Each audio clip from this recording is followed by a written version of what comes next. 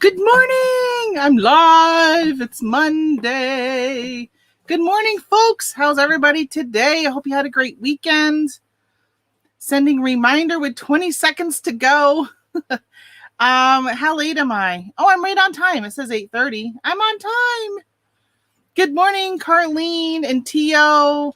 I almost went late, live even later today. I did not want to get up this morning. Oh my gosh. I had a bad dream. It wasn't like a bad dream, but just a dream that I woke up unsettled and I was like, I don't want to get up. Good morning, Anissa. Good morning, Jen. So actually I got down here at 8 and I've already started packaging some of my Amazon orders. I sold out of my canning lids again, and I might run back there today and see what else I have. I leave for my vacation, so I'm closing all my stores down today. I've already closed down some of them last night, but I said, hey, I think I will go ahead and pick them up and just hang on to them until I get back. Hi, good morning, drummer. Wow, a lot of you guys are around this morning right away. Welcome. All right, I had printed that label, but so I sold two of the 12. I sold 2 orders of 2 12 packs, so 24 boxes of canning lids. So I just got those packed up. That's the only thing I've done so far this morning besides pulling my items for eBay. And I have an eBay, Poshmark, and Facebook today. 30 minutes till we try to work on deck between rain. Oh, you didn't get your deck done, Charlie? You still got more to do? We placed our order for our composite decking. Really excited about it. I think they said 2 to 3 months before the items come in. So it'll be perfect times like September, October timeframe, because it'll be time to close the pool at that point anyhow. So that'll be good. Did you guys have a good weekend? Let me see. Let me grab my stuff and start packaging while I wait for you guys to reply. I don't know how long today's thing will be. Show, whatever it's called. Oh my gosh. Well, let me actually, before I grab my next thing, let me just tell you about my weekend. So on Friday morning, I left to go to Vermont. My niece got married. Let me show you guys a picture. Oh, jeez. Somebody offered me something and I said I was firm at $40. They offered $20 on Facebook. And he goes, would you do $30 with it shipped? No, you dumb. I just told you I was firm at $40 with you paying shipping. I really need a break. I need a break because I've gotten so many idiot buyers lately. I can't handle it. All right, so look, this was the happy couple. That's them. So I want to show you, maybe I didn't show you, hold it up. Look at this house. This was it at night. So they rented this home. And it was in near Stratton Mountain, Vermont, in the ski mountains. And I'll show you the front. Oh, look at this is the inside. My poor mom. Hope you're not watching, Mom, because you're in this picture. This was the inside of it. It was absolutely beautiful. It was so gorgeous. This floor plan on the first floor was so close to being identical to what my husband and I were going to build when we were going to build on our own property here. But this house that bordered our property we bought to build on came up for sale. So we ended up buying this house instead, which is, we didn't have to do construction. But we have cathedral ceilings and stuff, but nothing as granular as that. By the way, you guys, I did do Jell-O shots this weekend. I have not drank in probably about 5 years. They hit me pretty quickly, but of course it didn't last forever. For those of you, okay, I don't know if Mom is on here, but the lady in green is Linda Robinson, who comes into my chat. And the lady on, okay, wait, this is Linda. Hold on. Oh, this is Linda.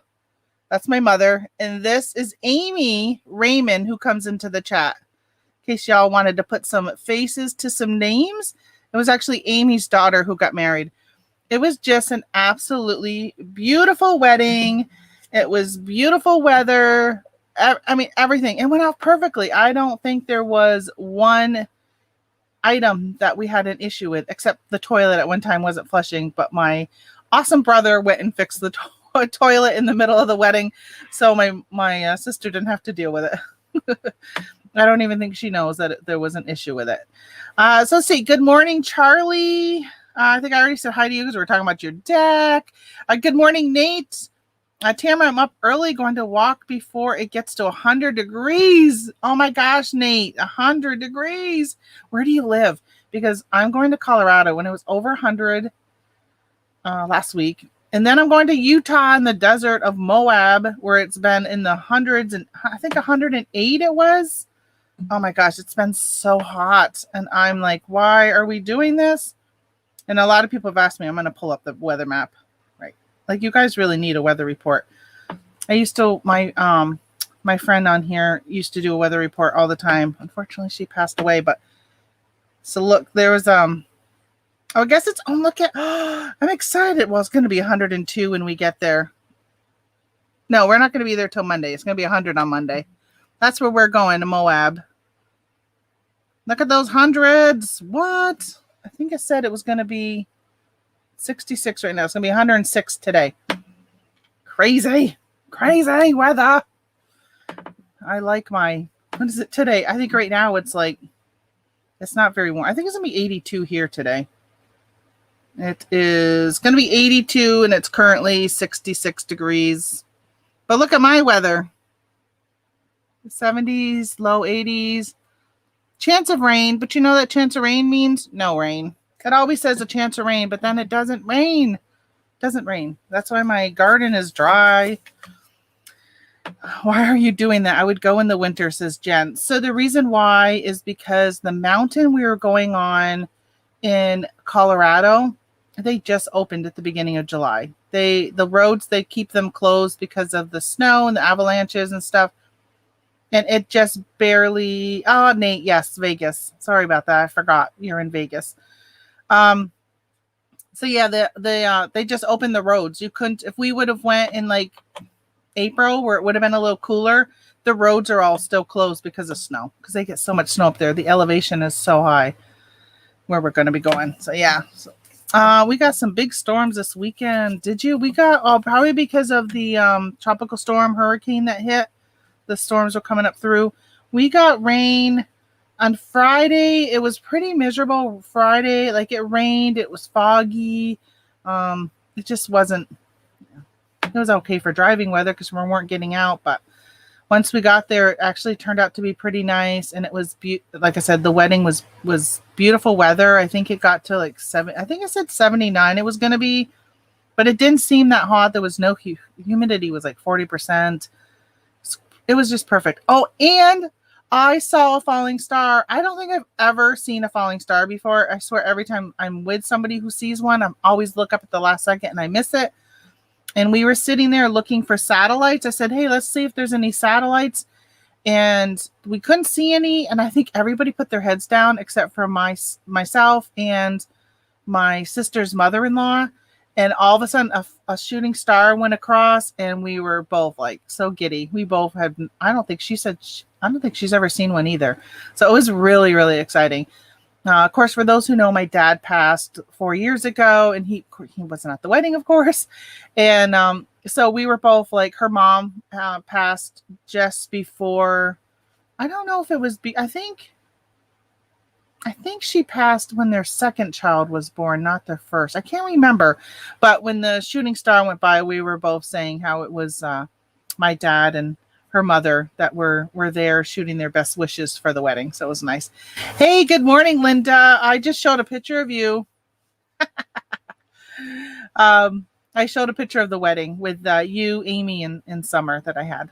It was a good picture. It wasn't you. She fell asleep on the couch. It wasn't you where you fell asleep on the couch. All right, let's get some packing going on. Good morning, Bluegrass Thrift. I don't think I said hi to you yet, Holly. Good morning, Fishing and Picking. I read your comment, but didn't say good morning. Good morning, Mama. Good morning, Stitch It.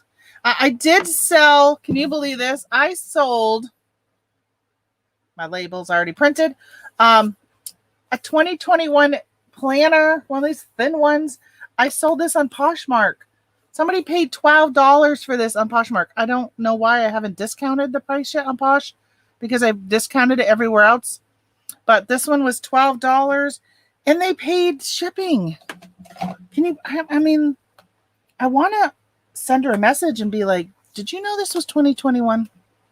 Just making sure you know that. But maybe she needed it for the rest of the year. When I first got into planners, it was in the summertime when I watched a YouTube video and I was like, oh my gosh, what is this? What is this happy planner thing? And I ended up going out and buying one in the middle of summer. So I guess, so not everybody starts their planners in January. So I got this one heading out. I already printed the label. I want to, see. I think I'll just use this legal one because I've had these legal ones for a while. And I like it because on the bottom of the Poshmark labels, hold on, let me see if I can, but then you can see the tracking. Well, whatever, it says Poshmark shippers are authorized to use all priority mail packaging, including flat rate and regional rate packaging. Isn't that cool? So I'm going to just go ahead and put it in a flat rate, non-padded. Let's see. It is Posh, so I do like to, tissue paper just because, there are people who actually get negative feedback because of how they don't package with tissue and a thank you card. And sometimes people will get notes because they don't get a free gift. They'll leave you a negative because you didn't give them a free gift. Because that was so common when Poshmark first started that some buyers just expect that. I don't give a free gift. I do wrap in tissue, right? And it's going to go in this very large envelope because that's what I grabbed. And that's what I can do. Oh, so let me tell you about my dream last night. Oh my gosh. So for some of you who knew, I used to be a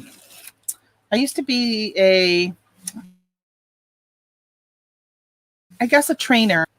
So I was an assistant program manager of a very large national contract. We had employees in every state and territory of the U.S., like the Virgin Islands, Guam, Puerto Rico. And I used to do a lot of the trainings. Well, prior to that, I was actually the training manager. So I did all the trainings. But even prior to that one, I did it for the state of Vermont, for the Army National Guard. I did the training for all the family programs. And I had a dream. I had to get up and do the training for the family program. And I was like, oh, this is great. I've been doing YouTube. I've been talking even more. I feel even more comfortable in front of people. And even though I was doing like trainings at national conventions and stuff, like in front of hundreds of people. So I was like, yeah, I'm fine. I overlooked the material. And then in my dream, all of a sudden I thought I had like 3 days. And then all of a sudden somebody said, hey, it's starting right now. And I looked at my Apple Watch, which I don't even have one. And I looked and I said, oh my gosh, it is today at noon and it's already 12:02. I'm running late. So I ran to the convention room. And by the way, this is a dream for anybody who's popping in right now. This isn't real life. And I was sitting there and I said to my boss, who I'm going to see on my trip, I'm so excited, in Oklahoma. I said to her, do you have the printouts? Because I didn't get a chance to run up to my room. I didn't realize it was so late. I thought it was in 3 days. Can I just review the printouts? Because I couldn't even remember the name of the presentation or anything. And they said, hey, by the way, we don't call it family readiness anymore. We don't call it family programs. But they wouldn't tell me what they call it. And I'm like, well, how am I going to present it? And I don't even know the new language. Because it's been, what's it been? Probably 5 years? Have I not been with them for 5 years? Wow. I've been working for myself for 5 years. That's crazy. Well, whatever. So I woke up from that dream and I was about ready to walk out on my boss and tell her she's got to do the presentation because I'm not going to get up there and not know what to say.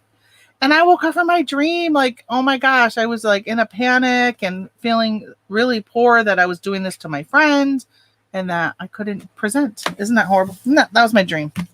So I woke up this morning and it was 7:00 and I'm like, oh my gosh, I can't believe it's 7.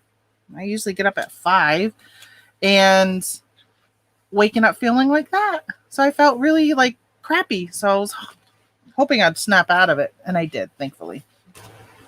Come here. Sometimes you guys do that. You wake up from a dream and it feels so real. Like you literally are feeling those feels that you had from that dream. And sometimes it takes you a little bit to snap out of whatever that is. Good morning, Paul, Philly Flipper. Paul's going live today, aren't you? Don't you go live on Mondays? I think you do. All right, so that was my only Poshmark sale. I've already closed down my Poshmark.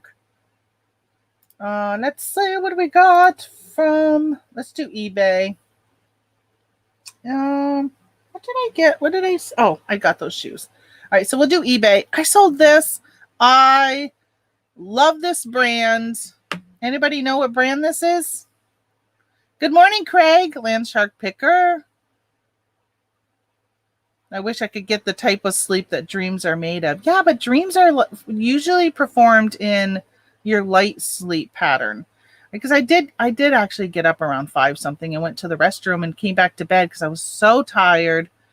Actually, I think I may have even fallen asleep on the toilet, which doesn't happen very often. And I was like, oh my gosh, I got to go back to bed. Normally I get up at that point, but I was so tired. Went back to bed. And so, you know, it's just in that, like, not your REM sleep or whatever they call, like, it wasn't a deep sleep.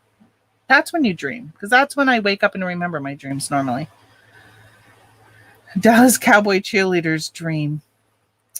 That probably makes you feel very well when you get up, Tio. All right, so these right here are made by this brand right here. If you ever see this brand at garage sales, estate sales, whatever, pick it up because they do very well. My mother was like, oh, I want that for our tier tray stuff. And I'm like, oh no, this is not going on a tier tray unless the person who buys it puts it on their tier tray. This is what they call their maple syrup mug. You can buy this brand new.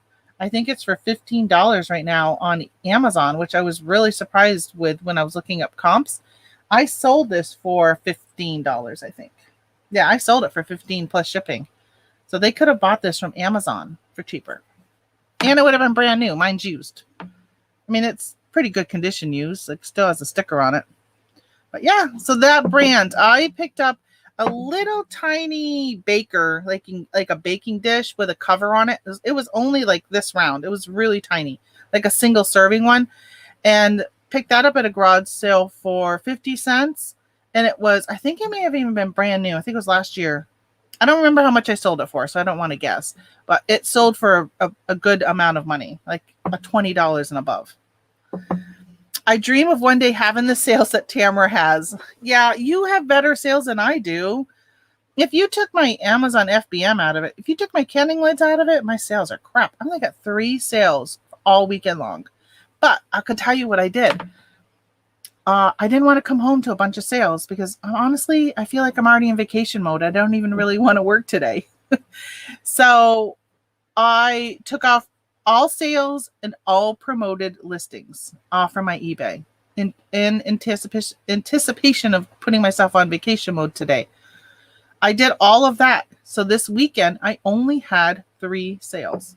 3 sales. Oh, and I took off best offers because nothing ticks me off more than accepting a best offer and they accept it and then they don't pay. And then your vacation starts and you have an order hanging out there and then they pay the day you're driving out of your driveway and you don't get a chance to get it shipped and you get a late ding and all that. So I turned off. I learned that now I have to turn it off. What is it? I think it's like a 3-day period or something. Don't quote me on this. There's some period that eBay gives you and then you can actually cancel it now if they don't pay you.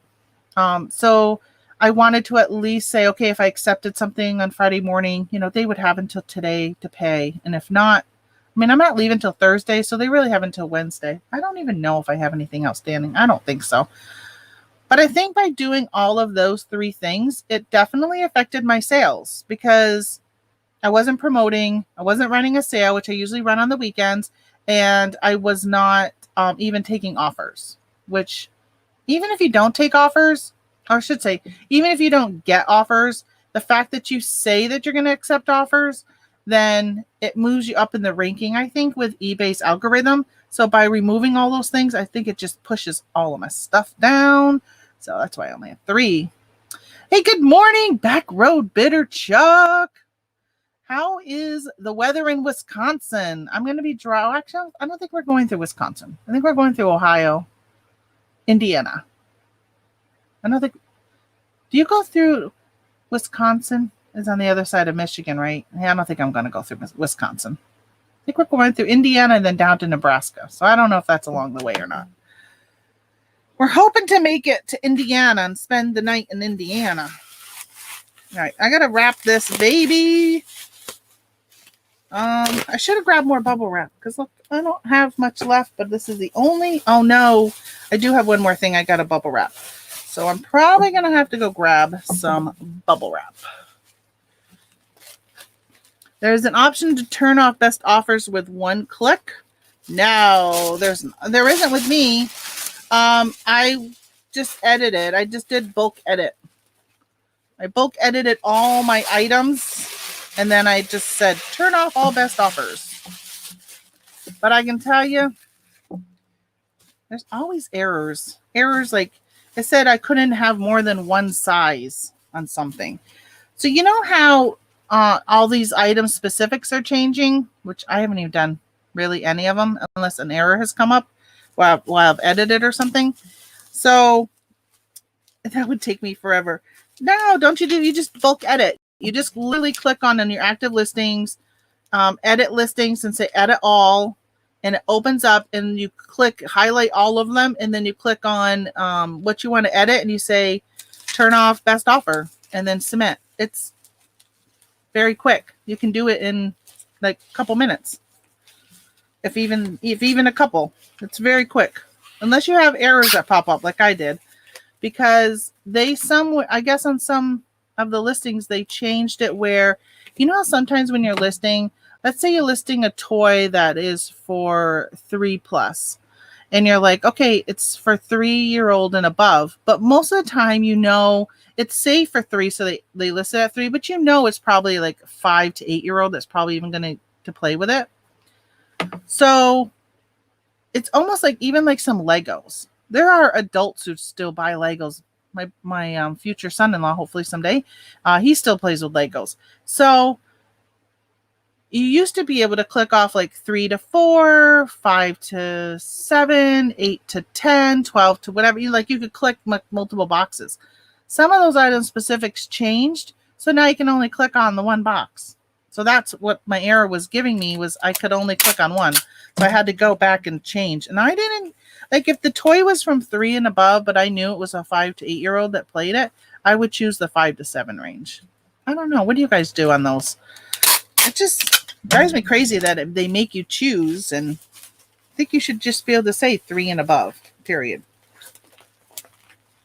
I hate not having all edit options on mobile. Oh my gosh, me too. Well, I wish they would come out with an app for sellers where you can do everything you can do on your phone. Mine only do like 200 or 500 at a time. Are you sure?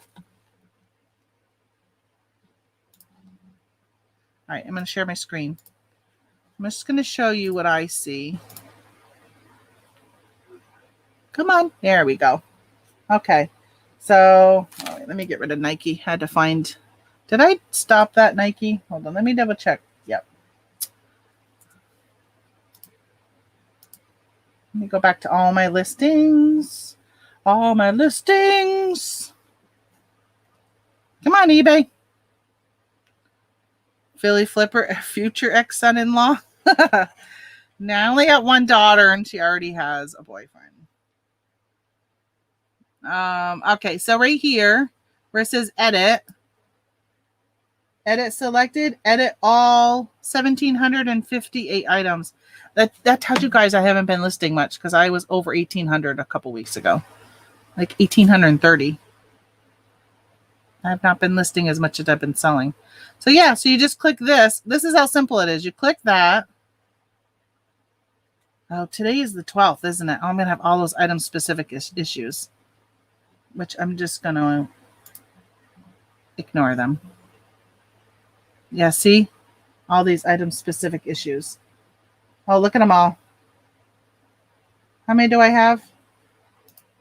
153 I haven't done. I'll do them when I get back. So you click on this right here, edit fields, best offer, and then remove from all, and then save and close. Now this won't end up going through because I got 153, but I can still submit even the ones that don't have errors. It's crazy how I can't change the best offer even if the error is something else. It will come up with a message. I think it'll say I can't update. See, it won't update. 119, but 153 have errors. Figure that out. Whatever. I'll submit it. It didn't change anything.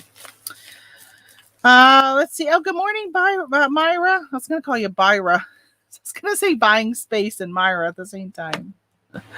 Who has affiliate links with Amazon? I'm getting ready to place an order. Me. I do. I'm just going to say, okay, I'm not going to fix my issues. So that's how you do it.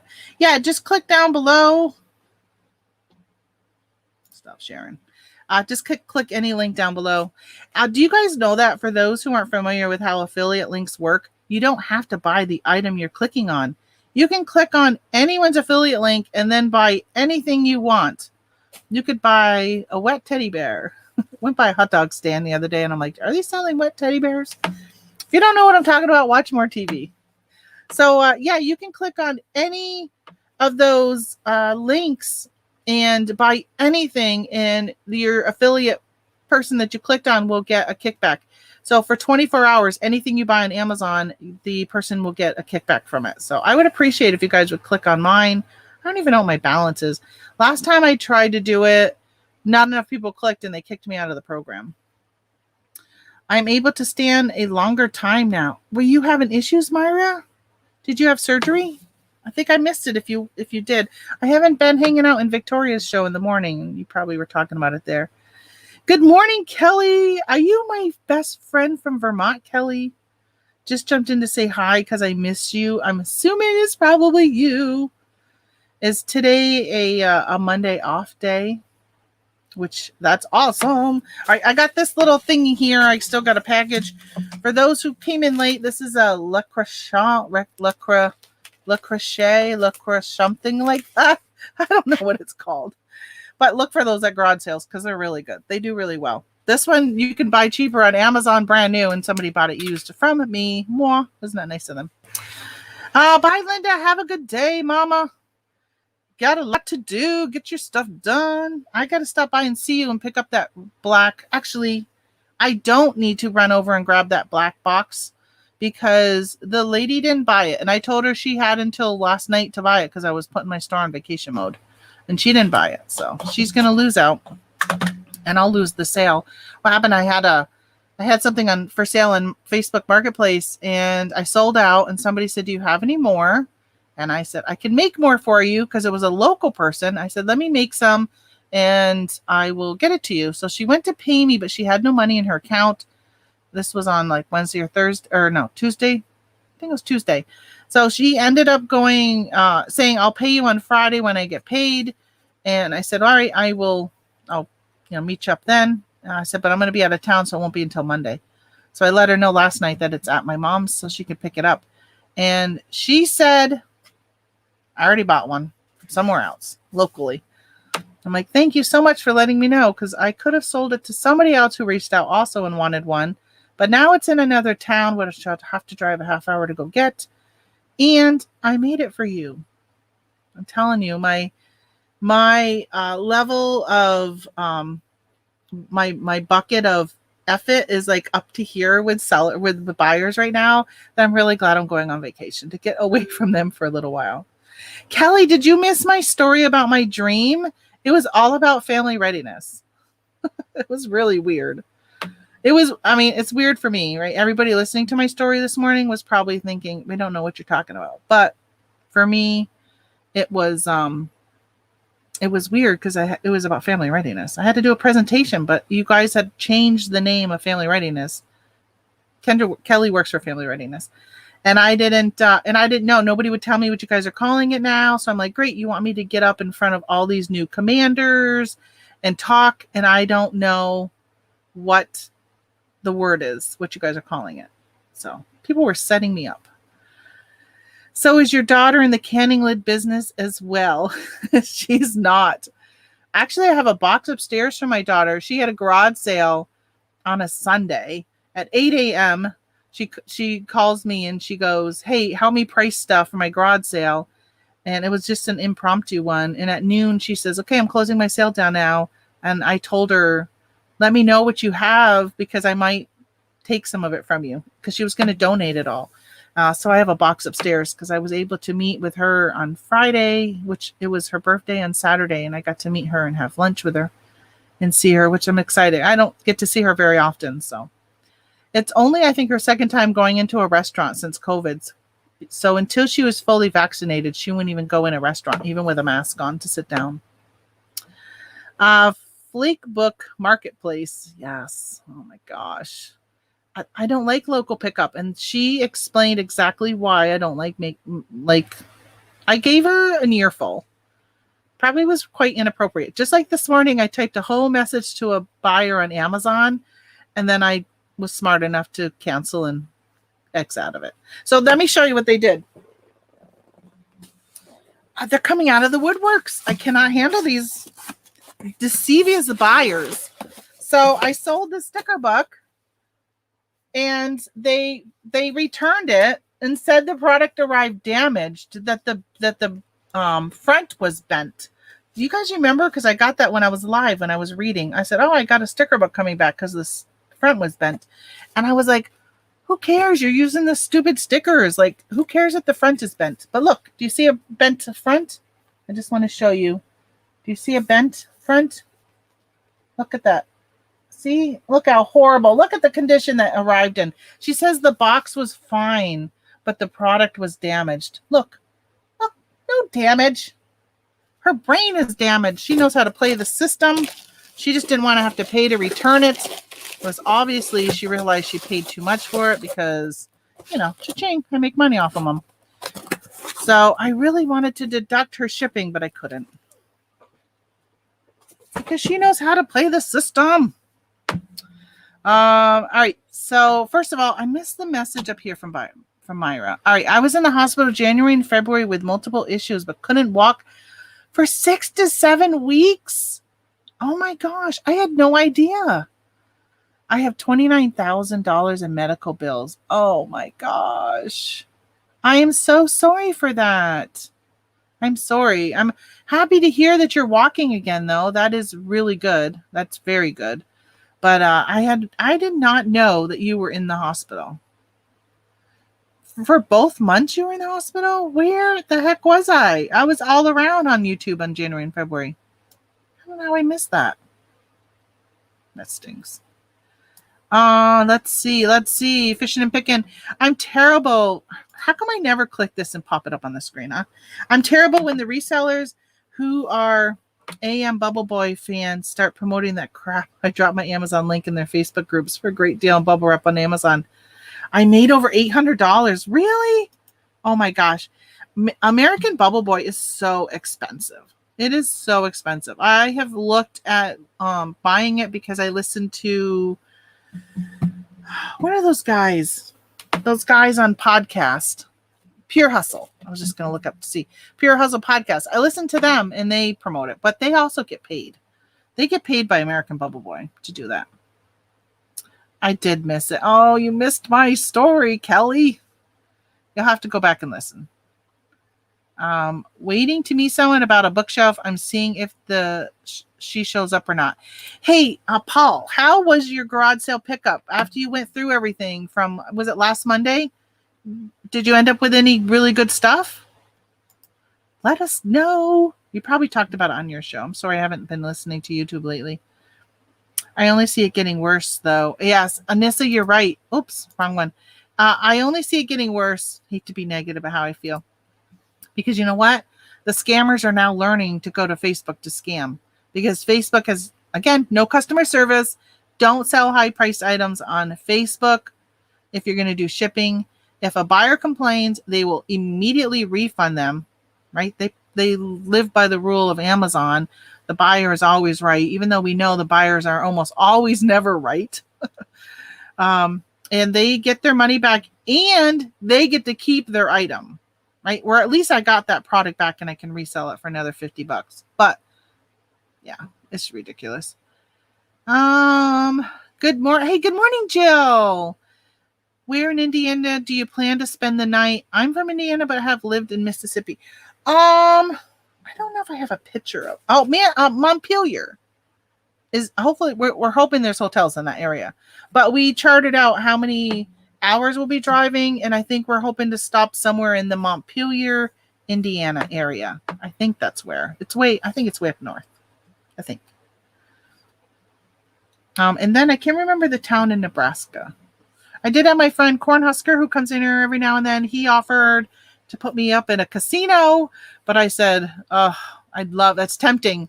But the temptation of going down into the casino would be too strong of a pull, because he gets free rooms. It would be too strong of a pull that it would put us off of our schedule. We have such a tight schedule for all of the places we need to hit.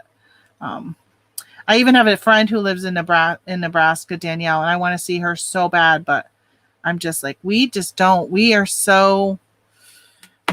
a goal and we just don't have the time, which you'll all see. So if you want to be friends with me on Facebook, my name is Tamara Augustino.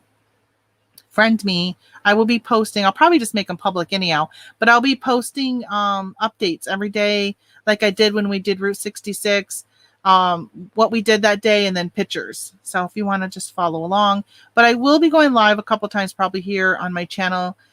It's not going to be reselling related. It'll be just be showing me out in my Jeep, just so I have something in the algorithm here, showing them still active. And to show you guys, because I know some of you do want to see what I'm up to. How old am I? Am I 52 or 53? I think I'm still 52. What this 52-year-old is up to. I might be 53 now, though. I don't even know. Good morning. I says, see, just got ungated in Nike. Yay, Jill. Did you use BSN Sports? I sent in my first items. Hope they do well in that brand. That's awesome. Nike is a very good to get ungated in. But just know that your level of people saying things are counterfeit are higher when you're selling brands like that. So just make sure that you're only sourcing from reputable places. So you have the documentation, invoices, receipts, all those things that you need. So if you're going to like Marshall's or TJ Maxx or Burlington, just know that if somebody says it's counterfeit, your receipt won't work. So you'll end up with a ding on your account. And there are people who get terminated right away from Amazon from just one little ding. There's cheaper options than American Bubble Boy. I know, Paul. Can you believe it? They say, I've never tried their bubble stuff, but I've heard that their items are really, really good. So I don't know. I've had no complaints about my bubble, which I still got to package this. But you guys are all chatting up a storm this morning. Good morning, Laura. So Laura, my plan. First of all, are you going to the Nashville Meetup? Because I think I am going to go to the Nashville Meetup in September. Let me know if you're going to be there. And if anyone else is going to be there. I really would love to meet up with you guys. My new phone arrives today. I hope you have a great time. There's going to be a video coming out earlier later this week or next week. There's a bunch of $10 to $30 items, but should easily make over $2,000. Okay, I hope I see that video. I'll probably be watching a lot of YouTube in the car. Like when we're on the interstate and it's nothing exciting to look at, I'll probably be watching YouTube. My husband likes it quiet, so I'll have the earbuds on and be watching YouTube. You have no idea how often I ask my wife how old I am. I know. Oh, Kelly says 52. Kelly and I are the same age. Kelly was my maid of honor in my wedding. She was my best friend all through high school. And they had what we call the gang get together yesterday. We had some friends from Colorado, and Lori from Georgia was up, and Melinda just moved here back from Connecticut, and they had a big get together, and I couldn't make it yesterday. We were driving home from the wedding. I had my mom with me, and we didn't even cut through that area. If we were going to go that way, we would have stopped. I would have liked to have at least stopped in and said hi to everybody, but we came from Lake George and up. Because we were down in like the Bennington, Manchester area. Tamara hasn't unfriended me yet. No, I'm still friends with Anissa. I will go to the Nashville meetup, even if it's for the day. I'm an hour and a half away. Yes, yes. I think my mom is going to go with me. And it's so funny that it's going to happen again, because I said to her a couple months ago, with my dad passing, you have all these plans that you're going to do with your future. And my dad had dementia, so it was years before that it got to the point where he couldn't drive. He couldn't, there's so much stuff that they couldn't do because of his illness. And I said to her, what is the one thing that you really wish, or one place you wish you would have really gone? Because I want to hit the road so bad again. I miss my sourcing trips. And I said, what is one place you wish you would have always gone to in the United States that you never had a chance to see? And she said Nashville. And then I swear it was like a week later, somebody said the Nashville Resellers Meetup is on. And I'm like, what? I am going to bring my mom. She gets to see Nashville, and she loves to socialize. She's not a reseller, but I know sometimes at these reseller meetups, people don't like to talk reselling. That's what I heard with the Cincinnati one. And so she'll, we'll have our time driving down, but I think there's like a time they're going to go bowling and stuff. So I told her, I said, just know there'll be times I'll probably leave you in the hotel room and head out, because I really want to meet up with you guys and see you. And I know they're going to have a dinner and all that, but anytime I get to see you guys, I'm just excited about that. Oh, Drummer, you might go too? Sweet. That will be so good, Dom. I hope to see you. All right, I got to put this in a box. I got those 6x6 boxes. I don't use them, but I don't use these very often, but I think it might fit in here. So Kelly, if you come that often and you watch me, I'm going to convert you into a reseller. Especially when you can make more money doing this than you're doing your job. And I know, because I did that last year. This year, maybe not so though. My sales have been as good as last year. Last year was an awesome year. Ask the tax man. I had to pay him a nice hefty check. All right, so I got this, but I gotta go get some more bubble stuff. I'll be right back.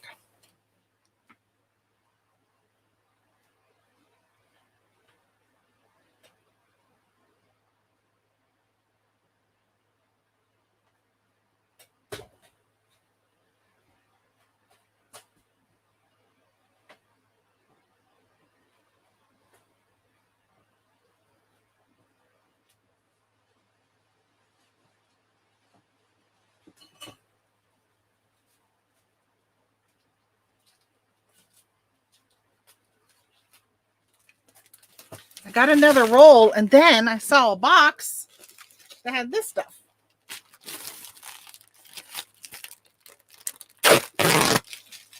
I'm like, that'll work good. I'll put that in the box and then put that in the middle of it. I can't wait to meet in person. I know, I'm excited.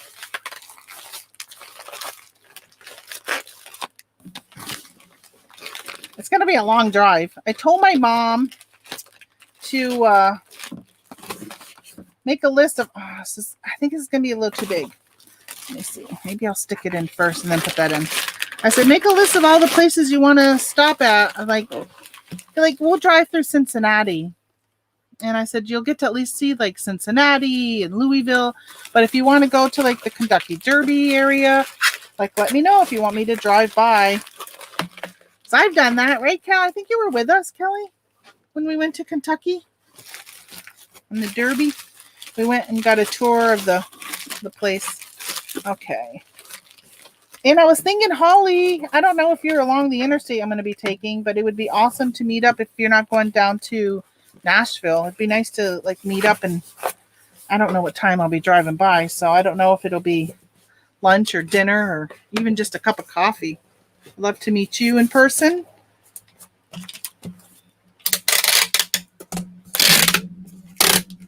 I think this is still under a pound.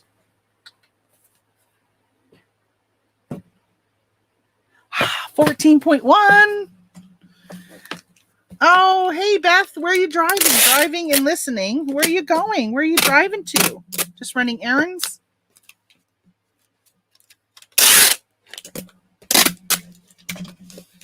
I just want to, well, the rest of the day, I'm going to keep working on getting ready to leave.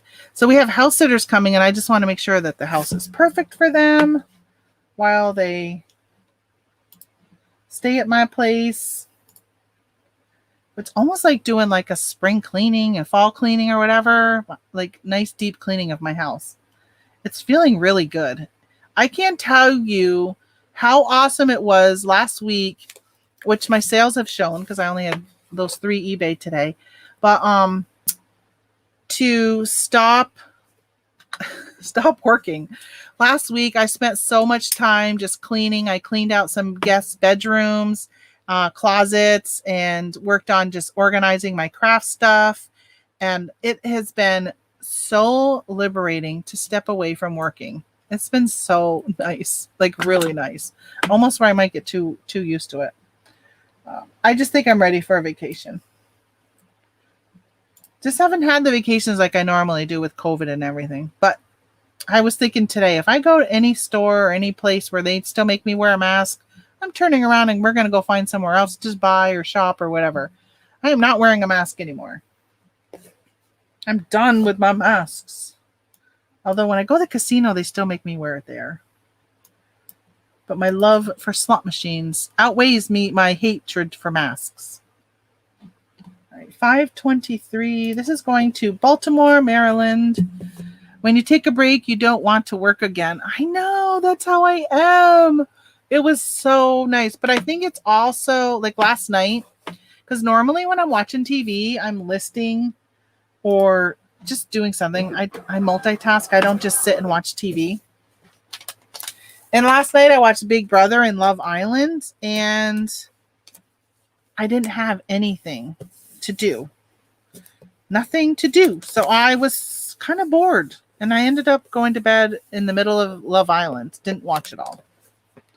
There's a wrinkle when they go to scan this. There's a wrinkle. They're probably not going to like that. So because I'm like, what am I going to do? I don't have anything. I'm not going to share anything. I'm not cross-posting anymore. Like, I'm done. Slots trump masks. Absolutely. I love the slots. I had to wear one in the hospital last week. That's it. You had to wear a mask? I know you have to wear them in a hospital. I'm surprised you went into the hospital. It's anti-mask, anti-vaccine. You know, my brother's anti-vaccine, and he just got his second dose. He got his second dose on Friday and went to the I was going to say funeral. Jeez, went to the wedding on Saturday. He was not feeling good. I said, why didn't you put it off until Monday? When you take a break. Oh, I already read that. All right, so then I also sold these. I sold a set of 3 scrub pants. Speaking of hospitals and doctors and being sick, some scrub pants for those people taking care of us sick people. So I have 3 of these. These are the ones I got at the rummage sale that I went to and at the church. And I bought, it was by donation, estimated it's about $1 an item. And I sold these for only $12, so I $3 into them. Sold them in a group for $12. I can't remember why I listed them lower. I don't know. Comps must have said it. I do know I had a shirt that had a spot on it, but it sold. Remember, I sold a shirt with a spot. I think these are going to go flat rate bubble. Flat rate bubble. So I had 16 orders for canning lids. 12 dozen canning lids. 12 dozen canning lid boxes, I should say, because each box has got 12 lids in it. So I listed everything I had. I sold them all. I'm all out. So I'm hoping to go and find some more today. I think that my store, when I ran in the other day to buy something, I saw some more. They moved where I was getting them. They left some there and I grabbed those. That's what I just sold. But then they moved some to another area, which I saw on an end cap. And I was excited because I thought they were the regular lids and they were like But no, they'd moved some of the wide mouth over to that area. But I was in a hurry, so I didn't buy them. And I'm probably going to regret it. We'll go back today and see if what's there. They haven't been flying off the shelves here because most people aren't canning here in my area yet. So unless you're a reseller, you're not going to be probably even picking them up right now. Unless you saw the huge amount that they had and you're like, where did those all go? I better buy them now. I'm going to go there and grab those. Plus, I need to pick up some stuff for the cats for when I leave. I need to pick up some more food for them. Maybe litter. I don't know. I think we might be good with litter, though. I have one cat that still uses the litter box inside, even in the summer. I'm like, go outdoors. There's no reason to come downstairs and use the litter box. Go outdoors. All right. Let's see. Flat rate $7.76. This is going to... They repeated Miami, Florida, Miami, Florida. Like both. They put it in here twice in their address.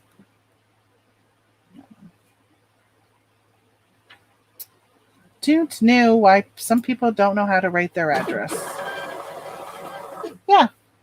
Their address says their name, their street name, comma, Miami, Florida, and their zip code. And then underneath it says Miami, Florida, and their zip code. I think I would get this and I'd be like, oh, I should check my address on eBay. I think I may have put it in wrong. Got one more. Is it this item here? Yeah, this. So I sold this planter. These planters, if you see anything that's like this religious, Mary and Jesus, these do very well. So this one was $22.99, but I paid $0.25 for it at a garage sale. $0.25. There's no name or anything on it, so it's not like a specific brand. But you don't need to. People like these things. Now you got to take care in packaging it. As you can see, it is very thin. So just, if you don't like to package breakables, then probably stay away from them. But yeah, I have trouble moving my scrub pants, but I sell the heck out of the tops. Yeah, see that? I think that's probably why the comps were really low on the pants. So I just grouped them. They're all the same size. So I grouped them all together. And they were the same brand. I mean, it was still a profit, not a great profit, but still a profit. And I only listed them maybe like a month ago, maybe. Doesn't seem like it's been that long, but time has been flying. All right, I'm going to bubble the heck out of this because it is very breakable. Breakable. So I am going to be going... So when we went across the country on Route 66, we had all these like travel books for Route 66, and they told you as you're going along all the different places to stop at. Hold on. I'm going to take these. So they said like, oh, there's a giant bottle of ketchup in this town. So I took pictures of things like that. I love that. But you know what I said? Someday I'm going to go and just do murals. Because when we did Route 66, there were so many beautiful murals on sides of buildings. I love seeing that type of stuff. So I told my husband, I'm like, what are we going to look for this time? Like there's nothing to stop and look at. But we're also going to be mostly on the interstate versus Route 66 until we get to our destination where we're going to be going off-roading. Then we will be on the interstate, which is boring as heck. I would love to get off the interstate and not take the interstate, but it's going to be tough for the schedule we have ahead of us to not do that. We're already going to be 3 weeks doing everything we're doing, and that's with no breaks. My poor husband, he's going to be driving every day for 3 days, or for 3 weeks. I mean, every day. He doesn't have a day where we take a break at all.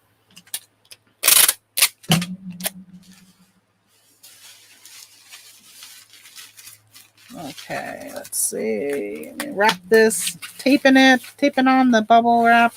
And then once I do this first layer, then I'm going to put more bubble wrap on it. But I like to tape the first grouping I put on. So it's like nice and tight on it.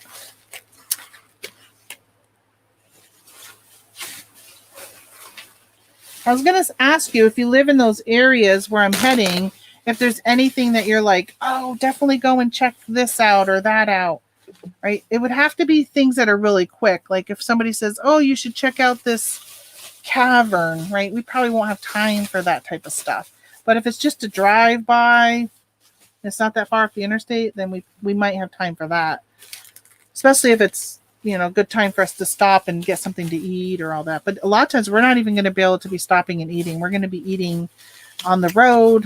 We're going to have a cooler and we're going to pack a lot of he's like, I think last time we did like a lot of cheese and crackers, and he's like, I'll just have my husband, like pick up, I don't like deli meat, but he's like, pick up some ham and squirt mustard and I'll just make ham sandwiches. I don't like that. I said, I'll probably just pick up like hummus and pita chips for me and things like that we can just pull out the cooler and eat while we're on the road. Have some carrots and celery or just things that are easy. Okay. I normally don't tape the second one, but I decided to tape it. All right. This should not break. This is going to be packaged extremely well.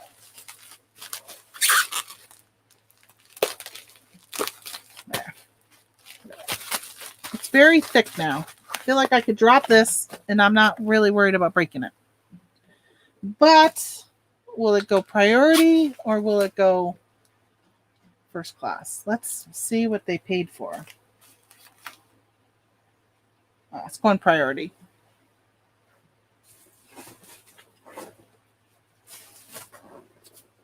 Here we go.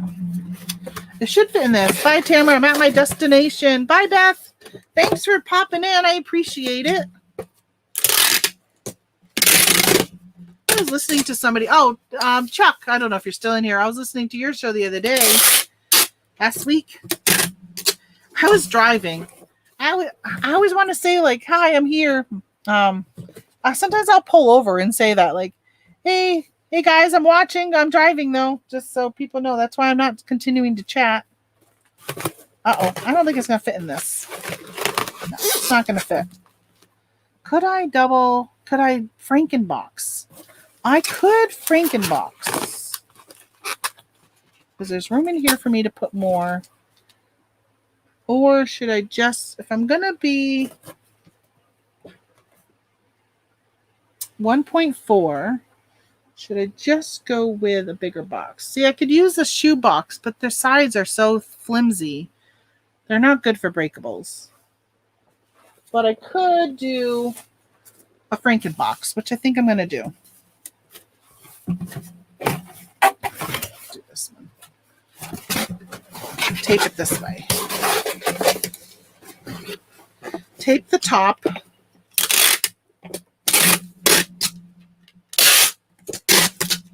don't know why I didn't use eBay tape. I'm running out of tape. I forgot to go and buy more tape. I was just thinking. Okay, got one more roll left. Oh my gosh, I thought that was my last roll. I was going to say, I don't have enough to do all my boxes for Amazon today. If I take the bubble, this big bubble, I think I might be able to use this. Get you in there. Get yourself in there. Oh, this stuff is good. I like this bubble. I wonder if this comes from American Bubble Boy. Bet you probably not. I don't know where I got this from. I don't know what box that is. Can't remember what I got in the mail. Hey, bye. See you later, Tio. Have a great day. Okay.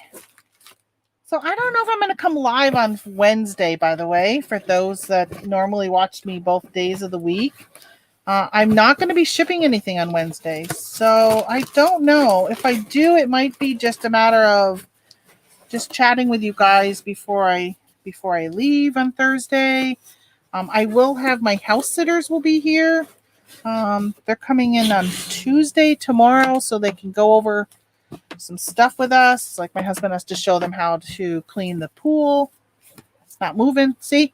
Frankenbox put these two together. Now I just got to tape them.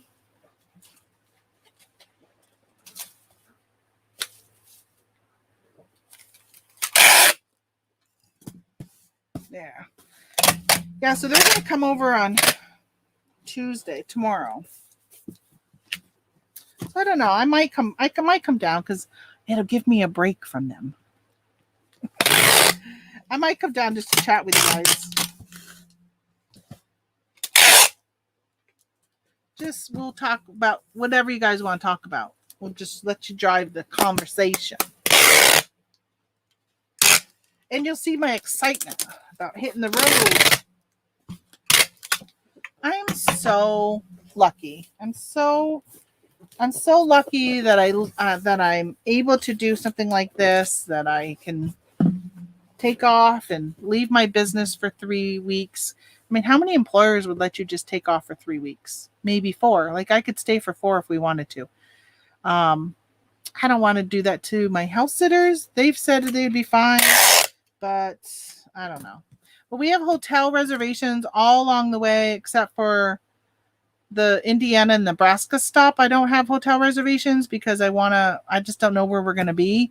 But when we're in Colorado and when we're in Utah and Arizona and Texas, all of that has hotels already reserved for us. We're going to be down in, is it Big Bend? Big Bend or Big Bend? The state park, National State Park in Texas. We're going to be hitting that up. I'm nervous. It's right on the border of Mexico. Are you going to show how you turn your store off? I am, Holly. I'm actually going to, when I stop this live, I'm actually going to do it as a separate video, and I'm going to release it probably sometime next week, showing how I turned my store on vacation mode. Just because, again, it'll be another video that will come out while I'm gone. I already did a video on Thursday, you guys watch. There's a video going live on Thursday in the early afternoon Eastern time that talks about cross-posting. I show you how I cross-post both with Vendoo and List Perfectly, and then I explain what I like about one versus the other. So here's this box all taped up. I'm going to do one all the way around the whole thing. When they go to open this, they're going to be like, oh my gosh, this lady used so much tape. The date of the Nashville meetup starts on September 23rd, 24th, and 25th, which September 23rd is my birthday. So if y'all want to give me a birthday present, come to the Nashville meetup and say hi to me. Wish me happy birthday in person. That would be an amazing present.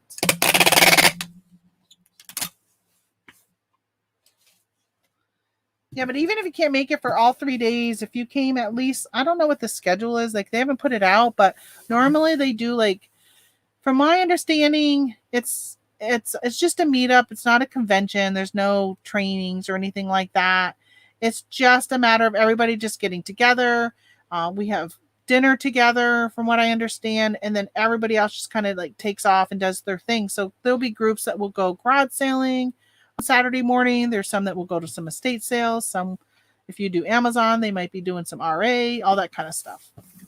Oh, there's the Nashville flea market. Hey, good morning, Turtle. And everyone in the chat, good morning. Do you go to the same chain of hotels? I do. So we used to stay at the Hilton chain, because all of my business travel with my prior employer, she liked to book things at the Hilton. So we did a lot of Hilton conferences and stuff. So I like those points. And then, so I was staying at the Hampton Inn most of the time, but they changed their beds about 2 or 3 years ago. They put in all new beds, and they're so hard. I do not get a good night's sleep. So we stopped staying at the Hampton Inn. Sometime if I can find a Homewood Suites, but there's not as many of those. I still like them. But then I switched to the Marriott. And then the Marriott did the same thing. They changed their beds and they're so hard. I like a soft bed. So now we almost never stay at Marriott's anymore. We have switched over to the Comfort Inn. And, you know, I would say probably in the last 10 years, the Comfort Inn has redone almost all of their hotels, that they're very, you know, if I was to match them up, they're very much like a Hampton Inn and a Fairfield Inn and stuff. So we now stay at the Comfort Inn or the Comfort Suites when we go places. But I think we're staying at, I was surprised. The reviews were really good, but I normally stay away from this chain. Let's see. Hopefully I don't regret this decision. Let me tell you what we're at. It's still within the Comfort Inn Suites, or whatever brand of hotel. We're staying at the Quality Inn. We'll be at the Quality Inn. But all of the reviews were really good. So I think we'll be okay. We're staying in Ouray, Colorado, Moab, Utah, Camp Verde, Arizona. And then the next one, when we're going to be in Texas, where they don't have any chain hotels in that area. And so we're at some private place. They have no TVs. So we'll see how those are. I don't know. I'm not a little. I'm quite nervous about there.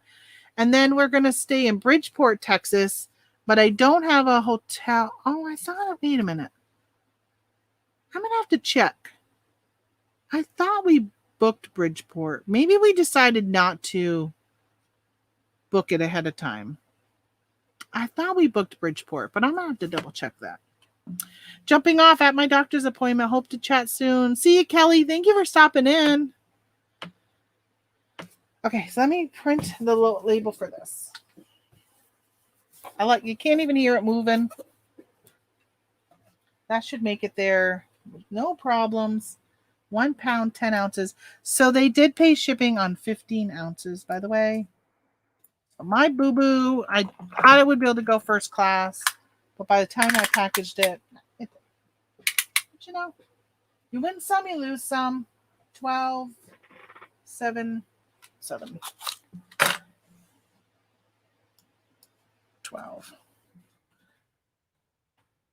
Sometimes I make money on postage, so I'm okay with the times I have to pay. In this case, I'll be paying a little bit more. Shipping's only $7.73, and they paid $5.90, so not that much more. But I sold that for, how much did I say? $22.99. I paid a quarter for it, and it sold for $22.99. That's a pretty good profit, in my opinion. By the way, my new printer, my Munbian, whatever it's called, I love it. I do have a link down below if anybody wants to go check out that label printer. Put it on your watch list for when you're in the market for a label printer. But I like it. It seems to be working out very well. I have no complaints as of right now. No complaints. Okay, so I have a Facebook Marketplace order. I sold, they're backwards. I sold some Nike. They are football cleats. You know, they're very clean. Look how clean they are. Look, they're so clean. They're not dirty. Oh, wait a minute. There's some dirt right there. Over here. Over there. They're really clean. And I picked them up. I looked them up really quickly. And there was some profit, so I grabbed them. Let me tell you what I sold them for. Unsold. Let me tell you what I paid for them. I got to go to my unsold on eBay to find that. So I bought them for $1. Right? How can you pass up Nike cleats in excellent condition for $1? So maybe I didn't look them up.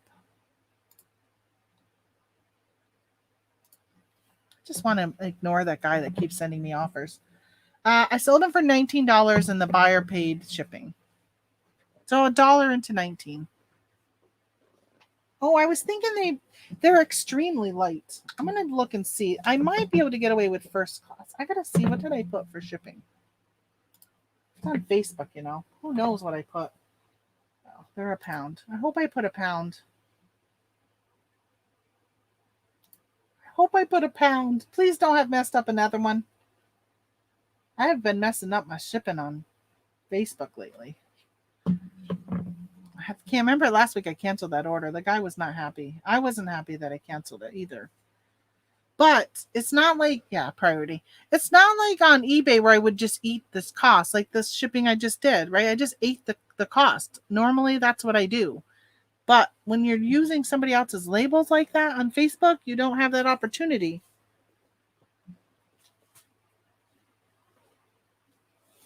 I didn't want to steal from Facebook because I don't know what their process is for billing and all that.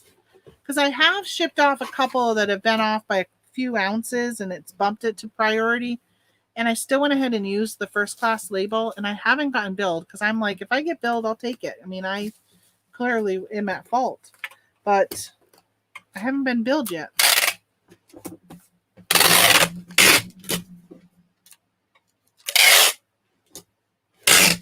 I'm using eBay tape for a Facebook order because I'm getting low on my other tape. So these boxes, for anybody new to eBay, these boxes are really good for shoes. They're very thin. This is the box I was saying that I could have put that planter in, but these are made very, very thin. They like crush in really easy. So I would never put anything breakable in these boxes.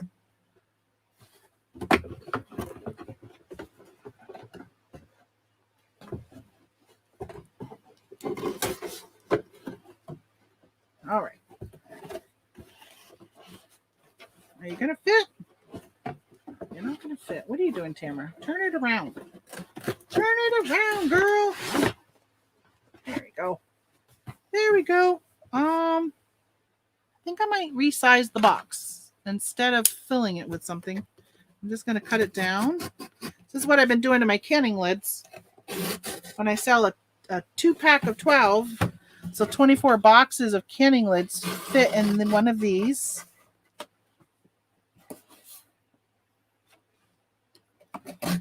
Trying to match it up. That's good. That's about right. That's about right. Oh, I guess I cut it down a little too far.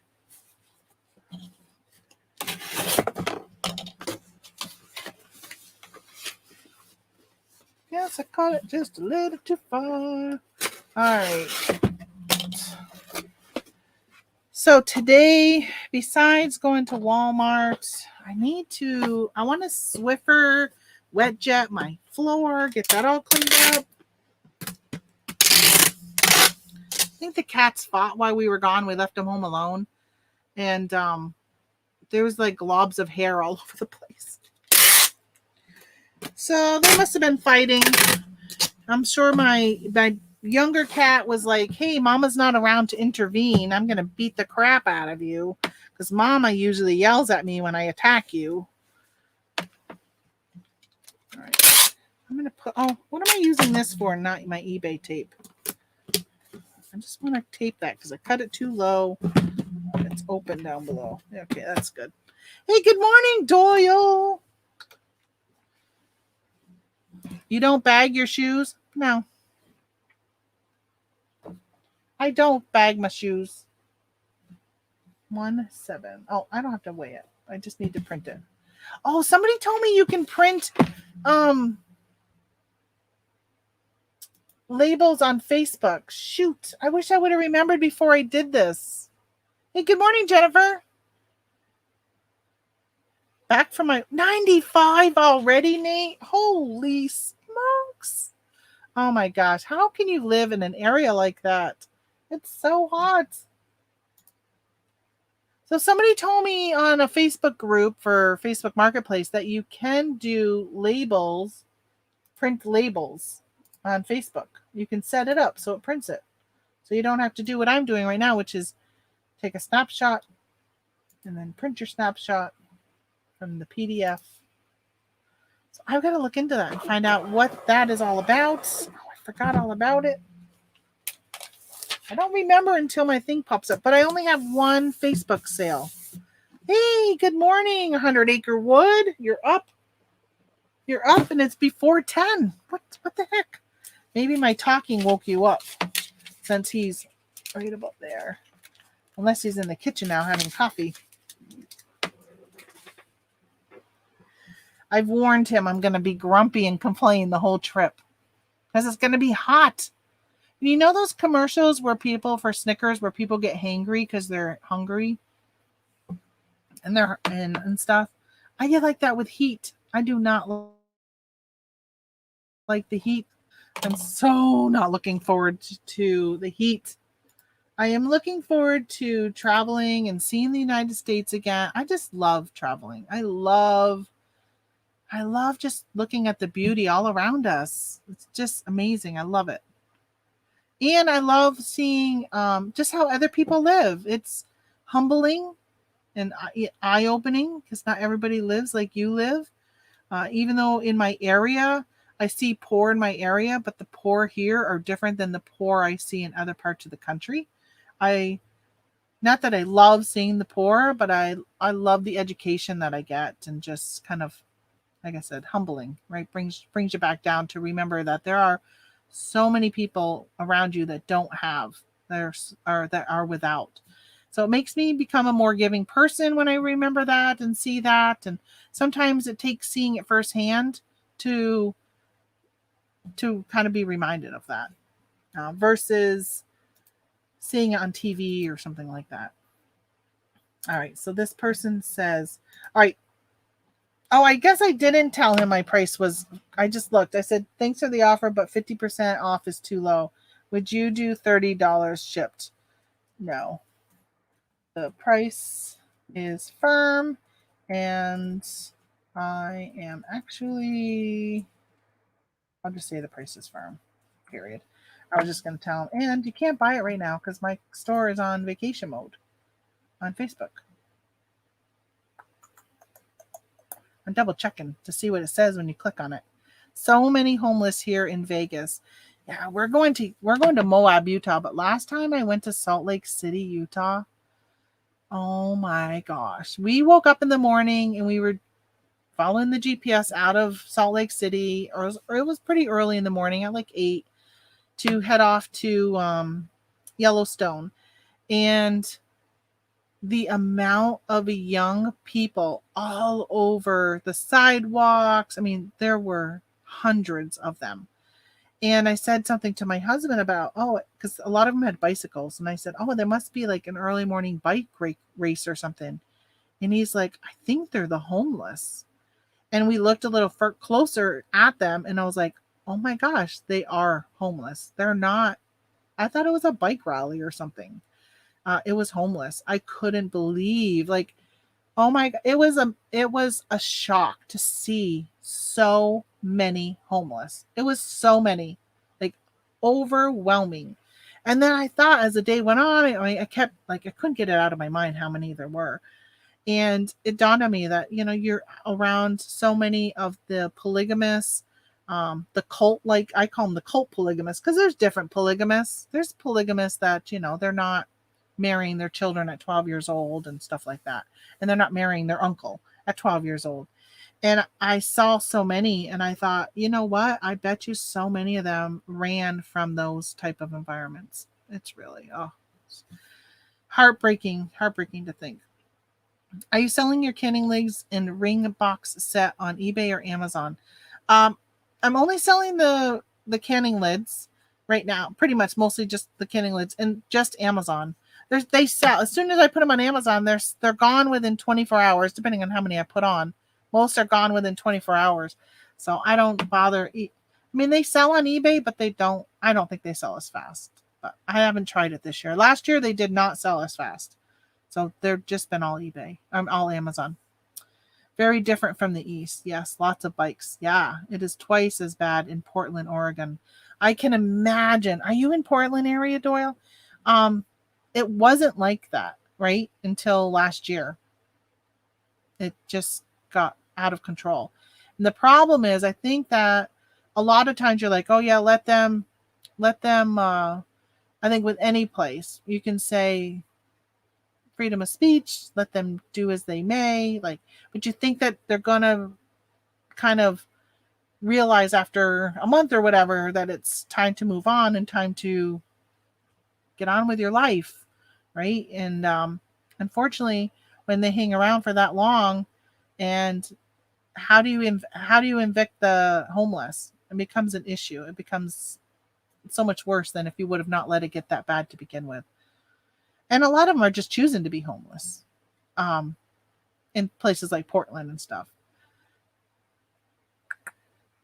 I want to clarify, not all people who are homeless choose to be homeless, but there are some that joined the revolution and chose to live that way for that revolution that they're trying to voice their freedom of speech of that type of thing. The people that are in like Utah and stuff, no, they're homeless because they ran from a horrible home environment. Most likely, I don't know the reasonings behind a lot of them being there, but just kind of guessing. I'm sure they just don't have enough housing for them. There's so many of them.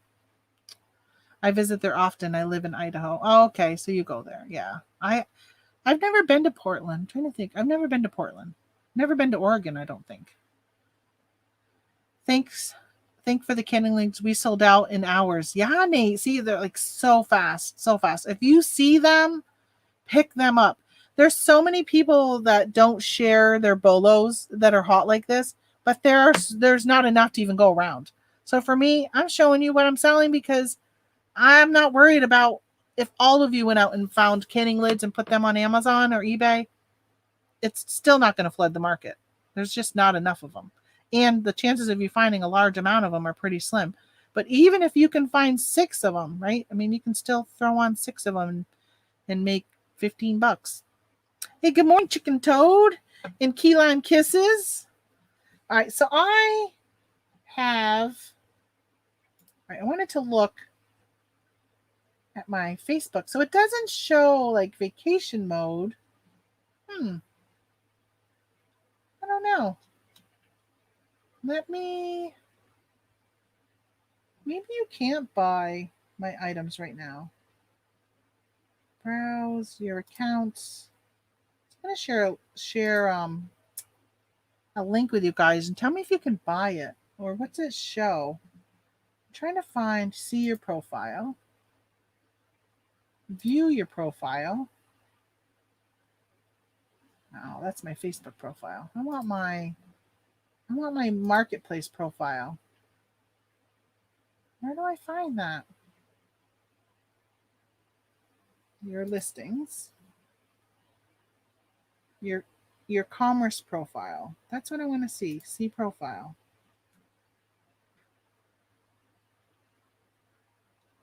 How do I share that? Oh, here we go. Share.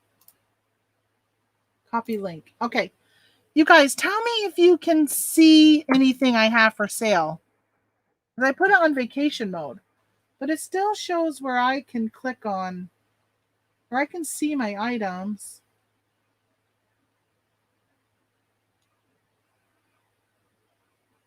Let me just click on this. Oh, I had a guy send me a message in Spanish. I don't speak Spanish.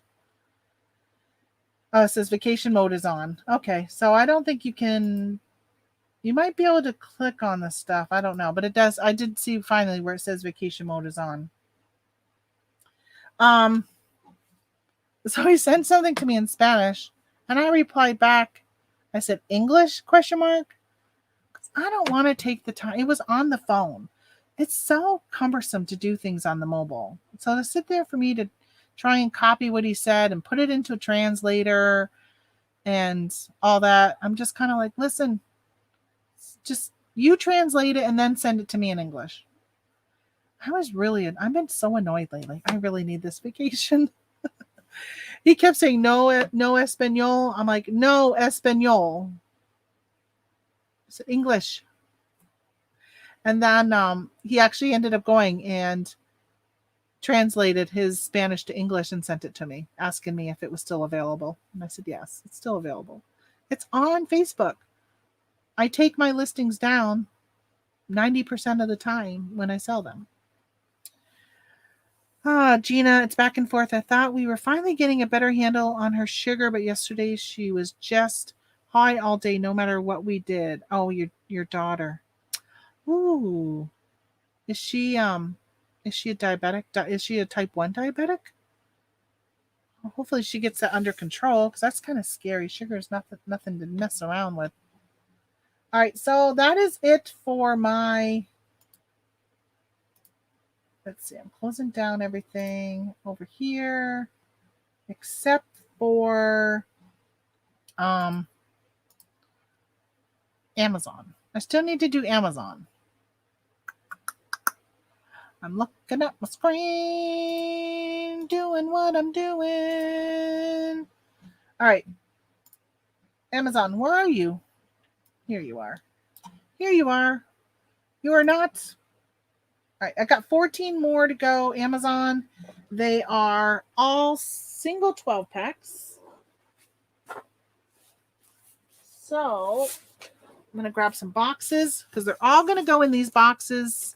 Hey, good morning, Elena. Welcome. Happy Monday, Tamara in chat, working and lurking here. Thanks for checking in so we know that you're here and that you're lurking. I don't mind my lurkers. I love when you check in though so I can see that you're here. Because, you know, when you got 29 people and then you got 6 that are chatting, makes you wonder where all the other ones are. What are they doing hiding out? But if you're working, that's all it. So the 12 cans or 12 boxes fit really well in these. It took me a while to figure this out. And if for those who were watching me selling canning lids a month ago, I was doing mostly 6 packs.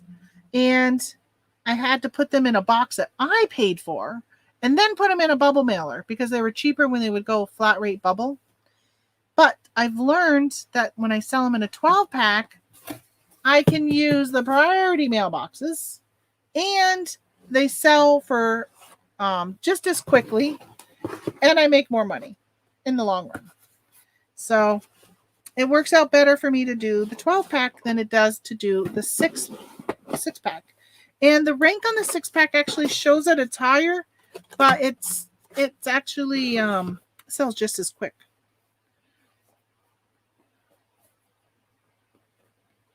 All right, why am I? Wait a minute. I say that, and now I'm like, something's not right. Something's not fitting right. What am I doing wrong? What did I change?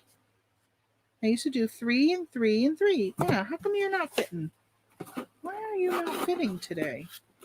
I think this one box, I must have taped it a little tighter. There you go. Maybe they fit like this.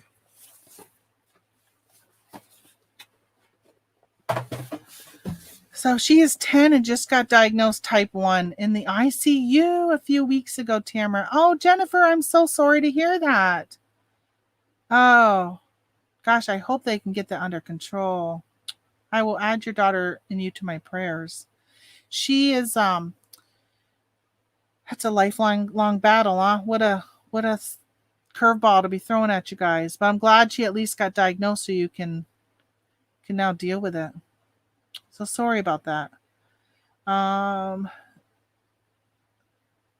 helping. Okay, lots of key lane kisses. Obviously, her heart goes out to you too. Lurking while packing. Hey, Sandy. Ready, steady, sells. Yeah, a lot of prayers going your way, Jennifer. I'm sure everybody in the community respects you so much. Not that, I mean, even if they didn't respect you, we would all be saying prayers for you. But, you know, you have even more people saying prayers because you're so well respected. Got lots of people sending them. All right. I'm cutting this box because what I've been doing is folding over. I cut the box and I've been folding it and taping it because it's saves me from having to use ear pillows. I ran out of them a couple weeks ago. So this has been my solution. is to then just do this and tape. But then I end up going through more tape.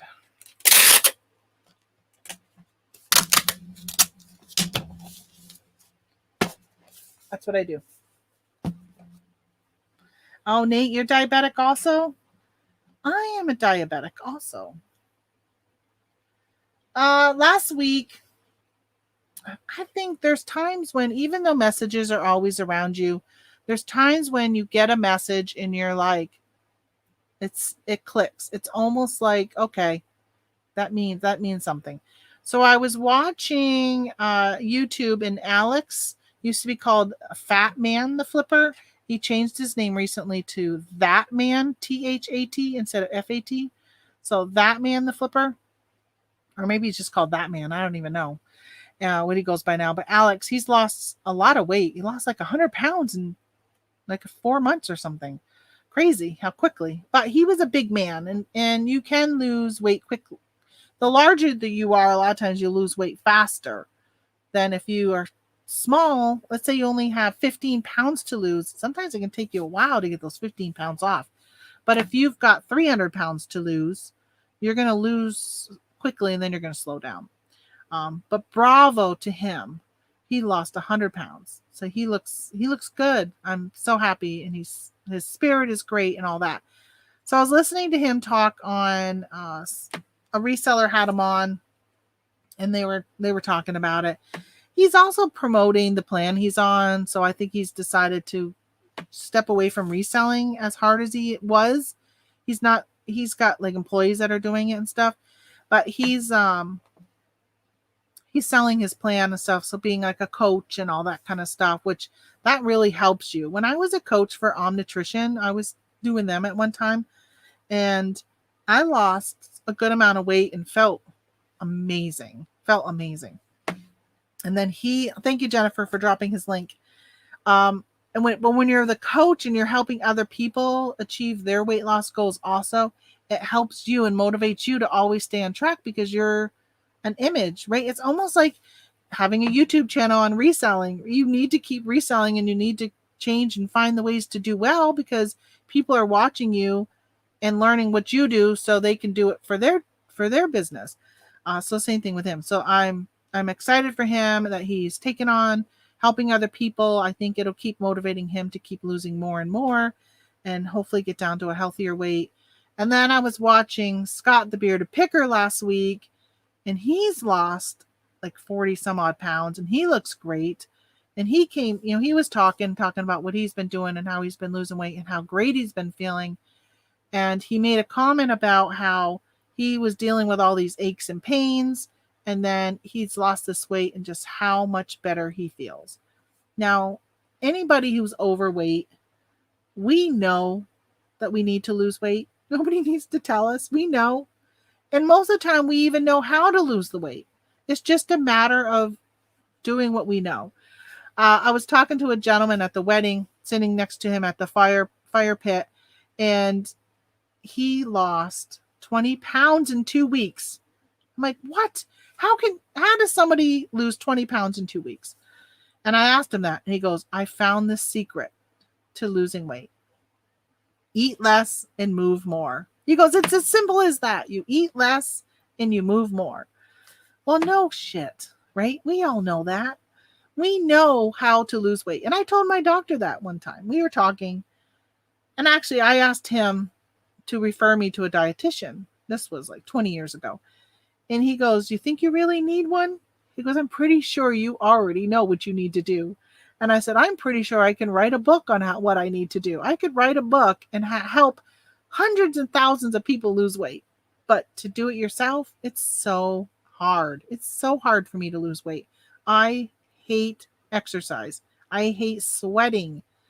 I don't like fish. I don't like eggs. Like, there's so many food items I don't like that I have a hard time, because most of the time when I try and follow diets and recipes, I don't like so much that's on it. I'm not even a bread person. A lot of people that are overweight, especially diabetics, they love bread. I don't even like bread.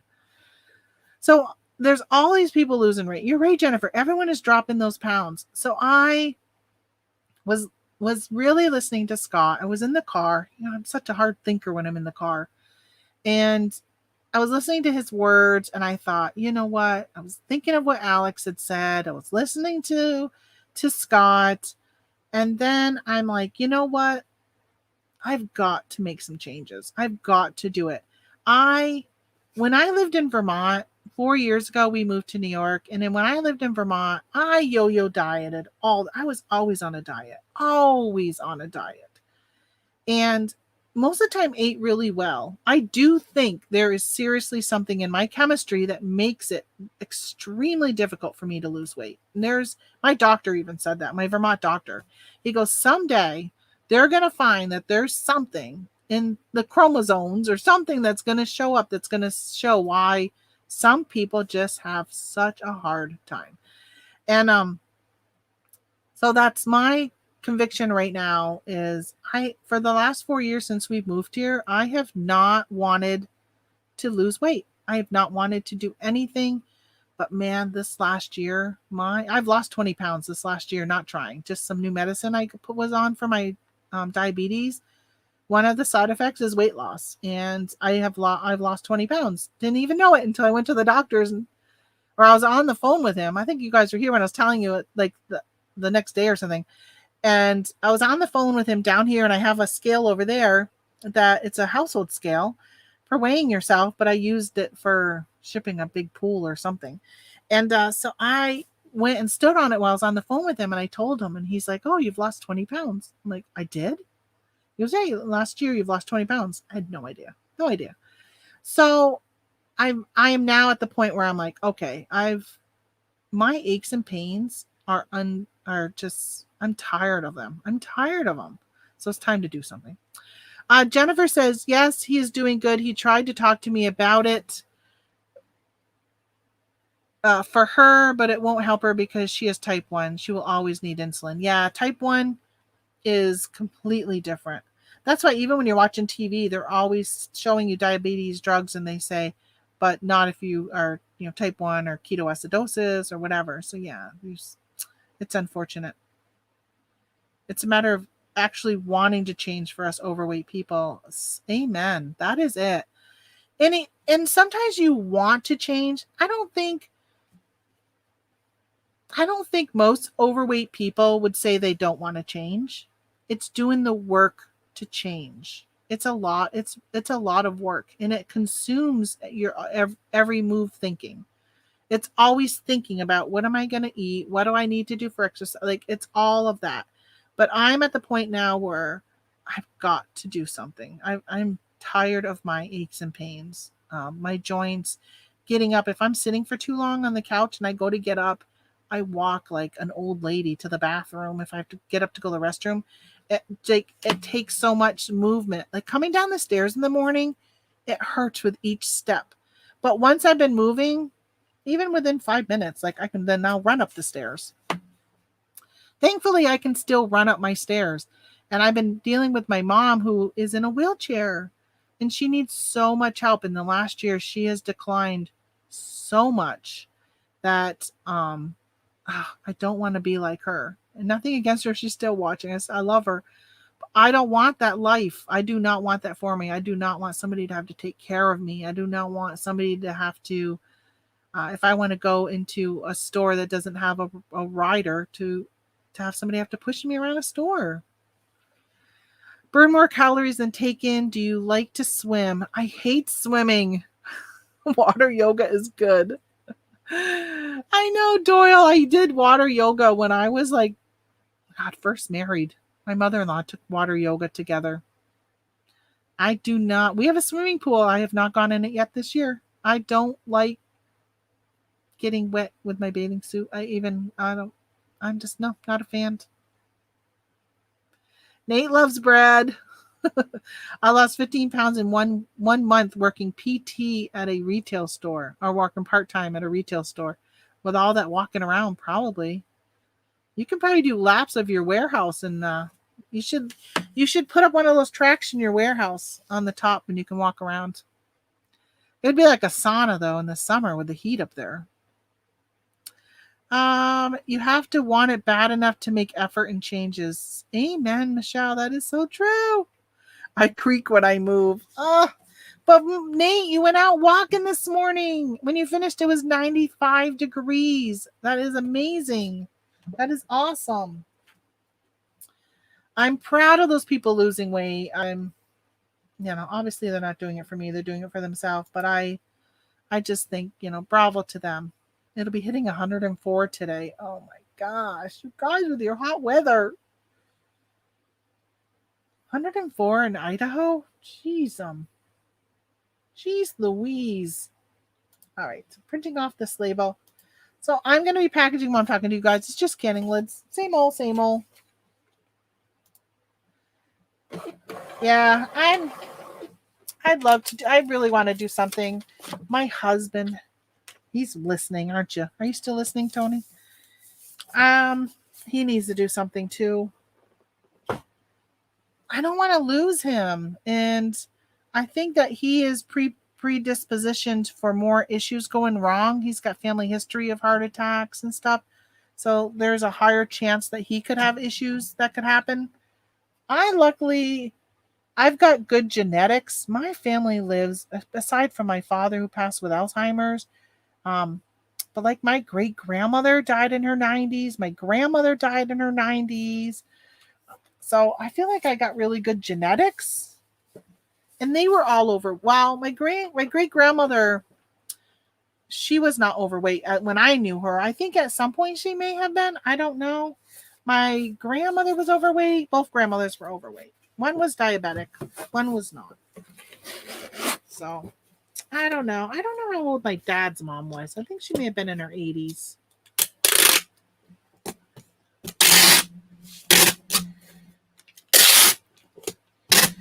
So I had some friends that we would do exercise before work. Danielle and Donna. One lived in Oklahoma and one lives in Nebraska. And we would put on video and we would have our iPads or whatever with video and we would all be working out together. We would just have to mute the sound because we wouldn't hear each other's music or whatever, but we would do things and it was really motivating. And as much as I hate sweating, I did always feel good afterwards. I felt like I had accomplished something. My goal is hopefully to go walking when I get home and walk our road here.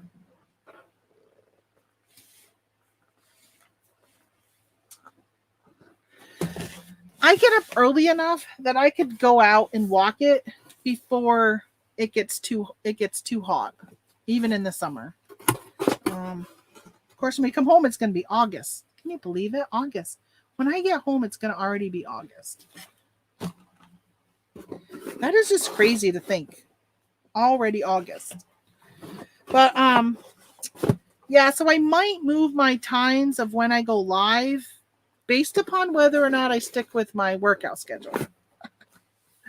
But it also will depend on if I've got a huge amount of orders, I might make some changes because especially as we go into quarter 4, I got to get my mail to my mail person by 1:30. So I got a lot of orders. I'm going to have to work around that.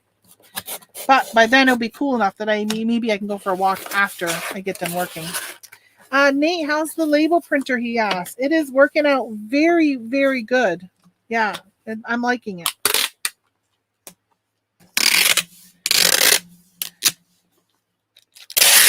No problem so far, except for my video on installing it and unboxing it. That was the only time I've ever had a problem with it. Other than that, no problems. It prints nicely. I love that I can use like labels on a roll or the flat labels there, like a stack of them. This one's only $8.46 to mail. I like that. Where are you going? You're going to Pennsylvania. I like that. I'm going to probably have to stop drinking this. Even though it's sparkling water. It's got all that fake stuff in it. I listened to a podcast one time, or maybe it was Doctor Radio or something like that on Sirius Radio, and they were talking about how your body reacts to things like aspartame. when you're a diabetic. Because a lot of diabetics will stay away from sugar and they'll use a sugar substitute. But your body actually sometimes reacts just like it's sugar.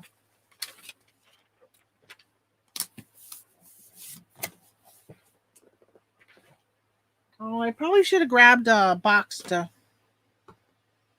or a bag, I should say. Not a box, a bag to put that stuff in. I'll have to do it all after. Now that label printer, for the price, I'm really happy with it. I mentioned it earlier, so I got a link. It is an affiliate link. If anybody wants to go check it out.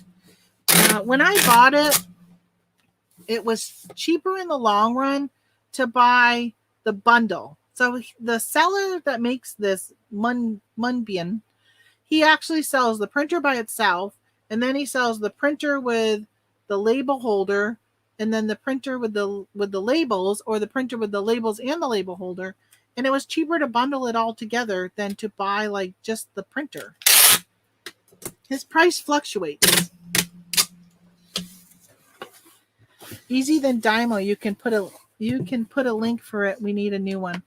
Yeah, so check my link down below. It's let me see if there's no, I can't check it right now. I was gonna go but it's under my other. I have 2 Amazon accounts. It's under my other Amazon account. I have like a personal Amazon, and that's what we have Prime and all that under. I don't have it under my business, but I don't sell under that other account. I say don't ever sell under 2 accounts unless Amazon clearly knows that's what you're doing. Hey, Glenn. Good morning, Swamp Picker. I am packing up my canning lids. Cutting lids.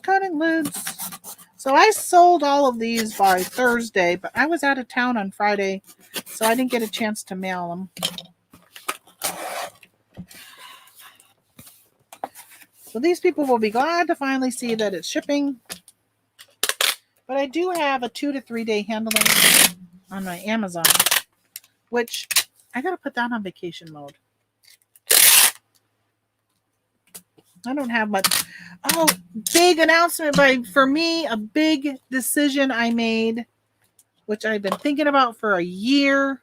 I finally did it, and I canceled Aurora, my repricer. So I checked the other day, I only have like 57 items that are FBA right now. And I'm like, why am I paying for a repricer, repricing something, when I'm not sending anything new in? And the things that are in there, when they have free pullbacks, I'm hoping they have them again this month. Usually last July you could pull back stuff from Amazon and you didn't have to pay that 50 cents or whatever it is. I'm going to probably pull back a large amount of that stuff, and I'll just FBM it and eBay it. So I don't have to pay the large fees for inventory there and stuff. But I was like, so I went to Aurora, and you can't cancel it on your own. You have to send them a message.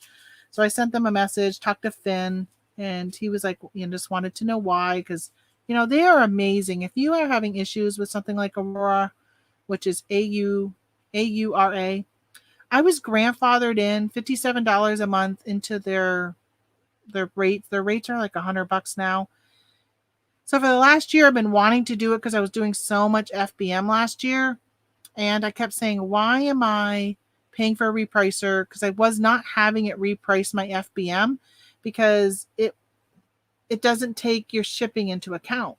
So when I put my buy cost into Inventory Lab and I pay $3.18 for a can or for a box of canning lids, but it's going to cost me $4 to mail it if I sold just one box, then I would have to put in $7.18. But then when I get my report from Amazon showing I paid $4, it messes up my accounting, because now I'm claiming that $4 as an expense twice for shipping.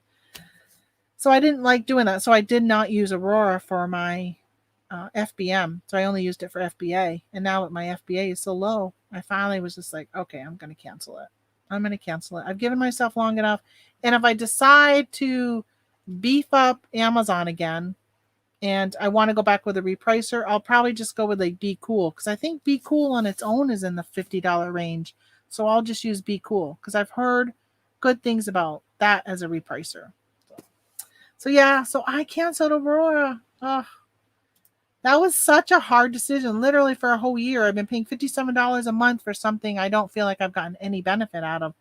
But it was the fear, because I was grandfathered in, the fear that if I canceled and 2 months later I got back into Amazon really big, that I would regret that I canceled it.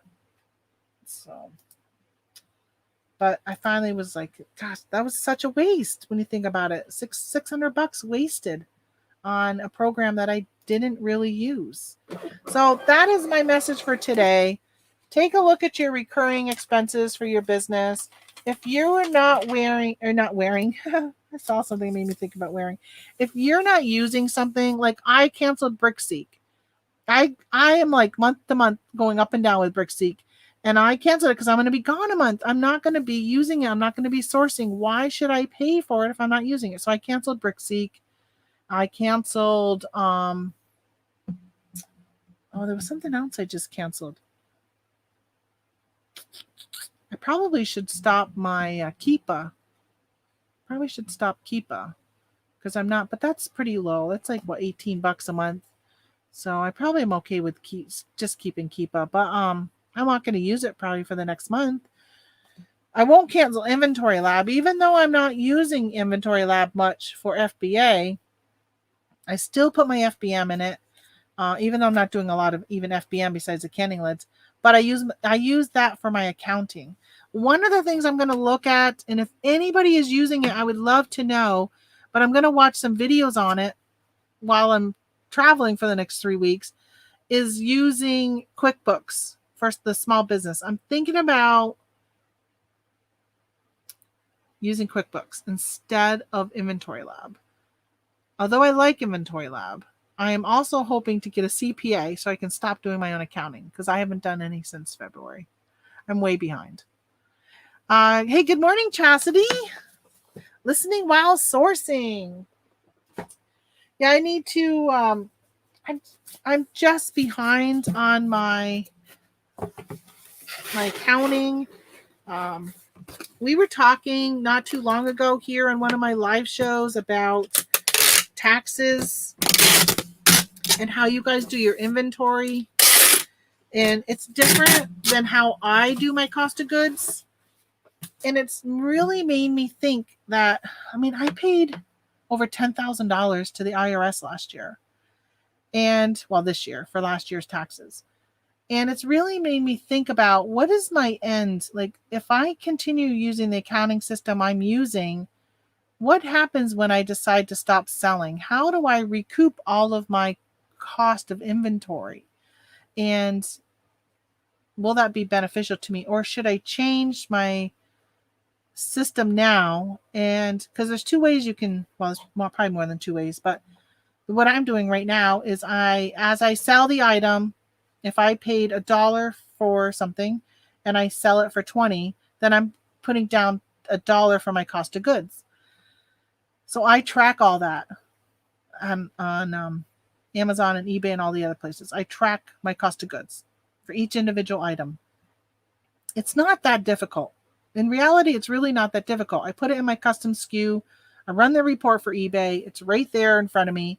I just manually do have to take it from where it says GS for garage sale. I put GS01100 for $1.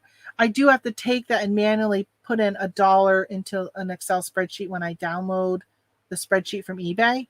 I'll take that $1 and I'll type in $1 so I can total it up at the bottom. So I don't really find it that time consuming. It is time consuming, but not that overwhelming. So I feel like the system I got in place is pretty good, but there's a way you can do it too, and it changed. And I don't know if the tax laws will change, and that's kind of concerning me because it changed about 3 years ago, I think, that if you go to garage sales and you spend $100, you can claim that $100 right away. You don't have to wait for the item to sell. Now, the downfall of that is if you decide to stop sourcing and you have a bunch of sales, then you won't have expenses to go against those sales. So you do have to deal with that. But if you're going to abruptly just stop, you won't have to worry about all this inventory that you never got a chance to expense any of it, like right now where I'm at. So I got to talk to CPA to figure out how do I even change from one type of accounting to another.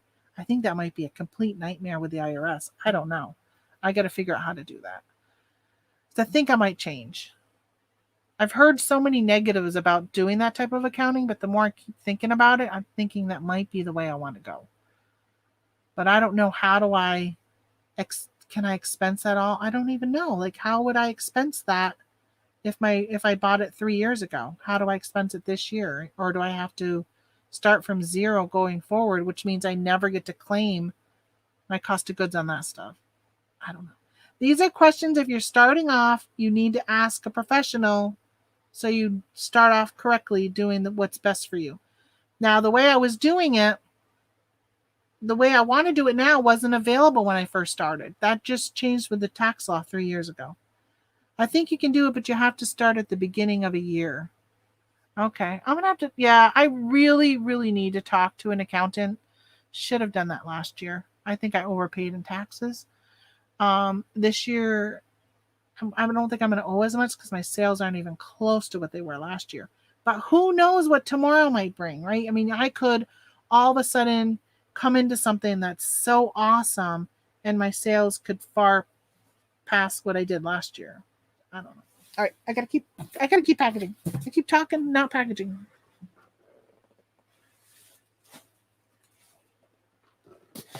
But that's where my mind's been lately. I got to figure out what to do. All of you guys talking about it on here just really got me thinking that I need to think differently. And instead of paying all of that tens and thousands of dollars to the IRS, would I have been better off putting more into my IRA, that type of thing, or whatever it's called? So should I have done that? I don't know. Oh, you have to get approval from the IRS to change it. Oh, do you really? I'm small potatoes, though. I don't think they'll probably won't have such a big problem with me doing it.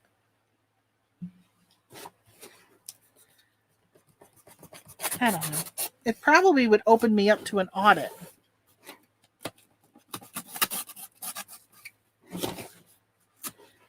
So I wonder if I just changed it without applying. Like, being so small potatoes, but I wonder if they spend much time on that. I don't know. I wonder if anybody's ever gotten audited for that. I used to do, oh my gosh, when I first started and I was selling like just part-time, really small, I watched a video on YouTube about accounting, and she did just a average cost, like first in, first out. She used the FIFO method, and I was doing the FIFO method. It's not bad if you're selling 20 to 30 items a month, but when all of a sudden you're at hundreds of items, it was so difficult to figure out. Every year when it came tax time, I was like, this is not working. I'm selling too many items. So I changed from the FIFO to what I'm doing now, which is you're exact. I'm exact cost of goods.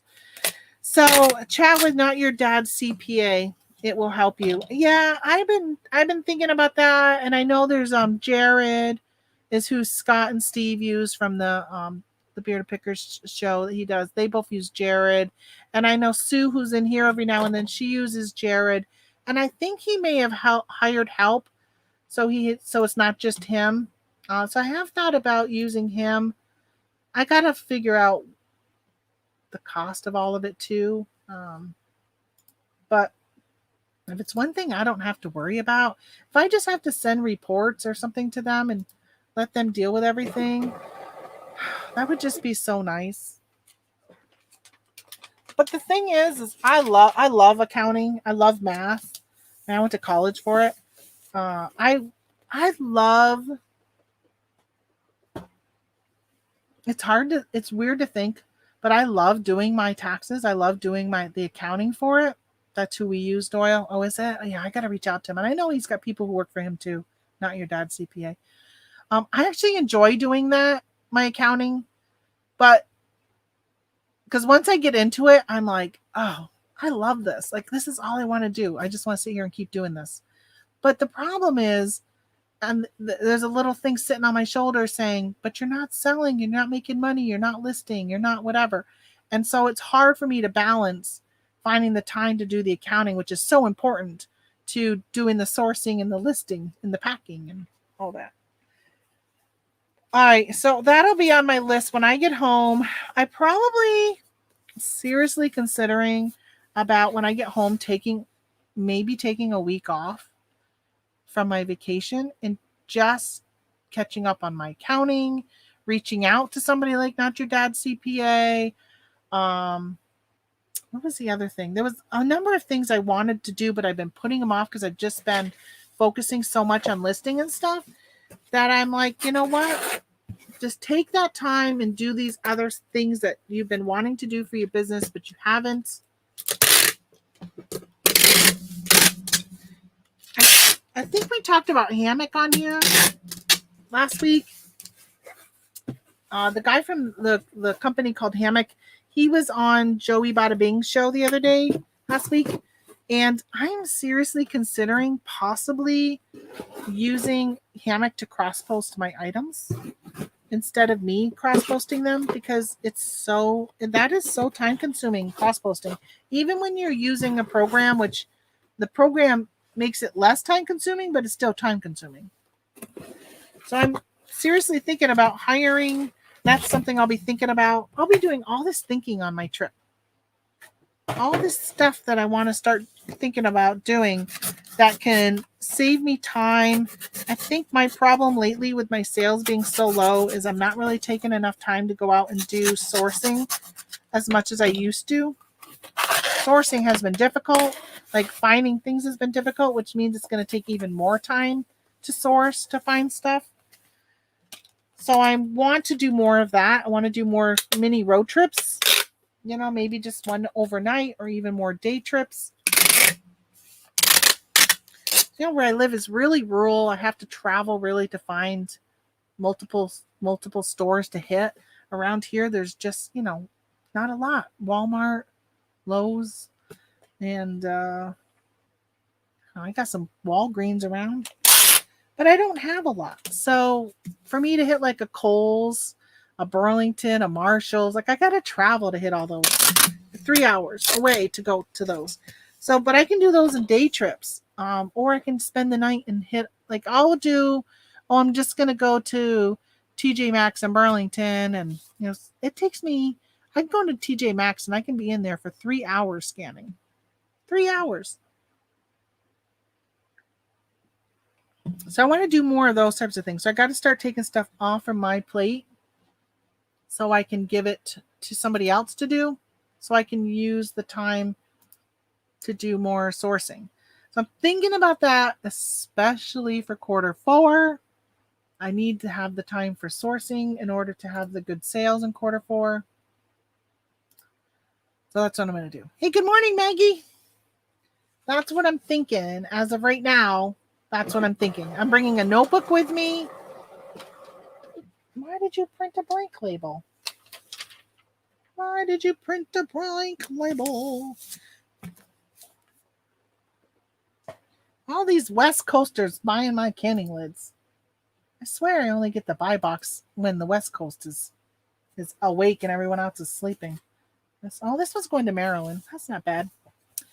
When you come out this way, source. I'm not going to be sourcing this trip. Don't have time to source.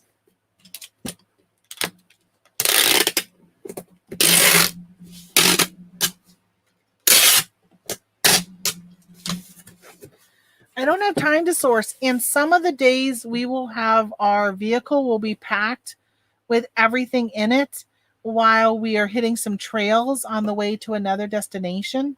So it's not like we'll have like our luggage and stuff in the hotel room. It'll be in the car. So if I was to source or had anything like that in the Jeep, we only have a 2-door Jeep. It's not very big.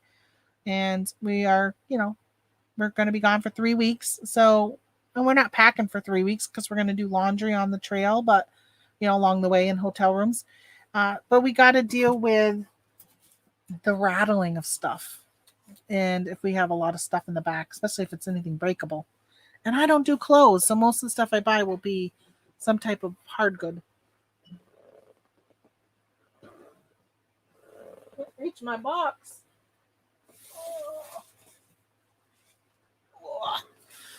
Oh, my arm was bothering this morning. I got my tendonitis in my arm, and it hurt this morning getting out of the shower. Oh, hold on. This is too long.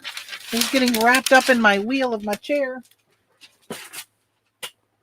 Tons of Kohl's, Ross, Walmart's. Oh, I'd love to go to Vegas. We went to Vegas when we did Route 66. Once we got to California on the way home, we came home via Vegas and then shot up to Salt Lake City into Yellowstone and then over through Minnesota into Michigan, up into Canada, and then across Canada down into Vermont. At the time, we lived in Vermont. Which we would do something similar if the border was open. It's considerably longer for us to not be able to go into Canada and then come down into the U.S. For us to drive all the way down to like Buffalo and Niagara and like go over that way it's more time consuming. So it's kind of a bummer the border's not open.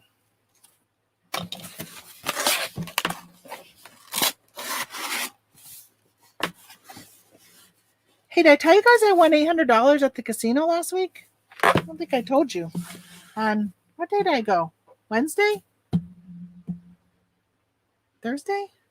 Wednesday or Thursday. And we ran over to the casino. I said to my husband, I'm like, hey, we got food credit. Let's go to the casino and have lunch. And then we will, play the slots. And I won. I was only playing $1.20 and I won $800. It's been a while since I feel like I've won. I think last time I did win $1,200 on one of the slots. Earlier this year I won $1,200.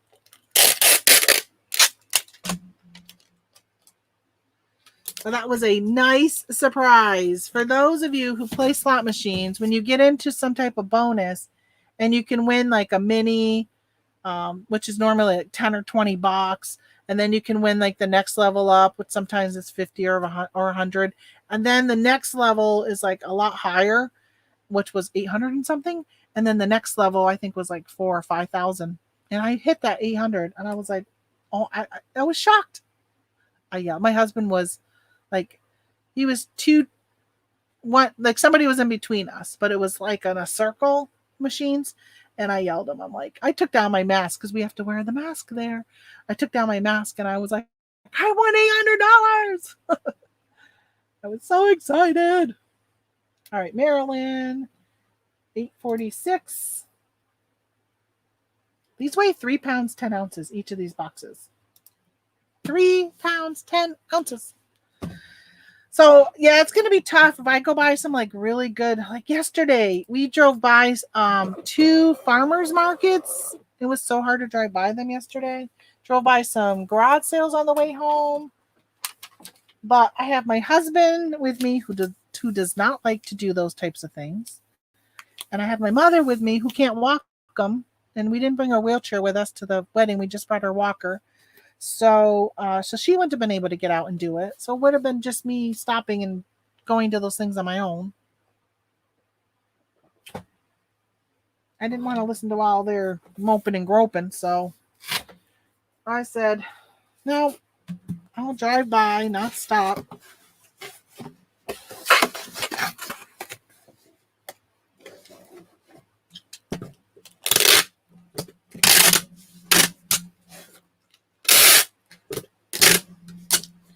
I think when I get home, it's going to be all like my whole focus will be quarter 4 and getting myself all set up for quarter 4. And to me, my quarter 4 really starts, I feel like, in September.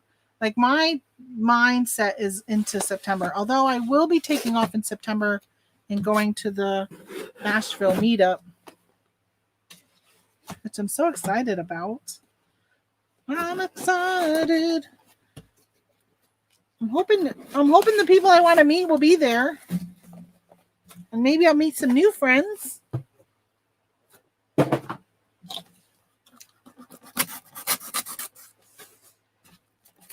don't know if I want to go to a flea market. I might go to the flea market while I'm there. It really will depend on how hot it is.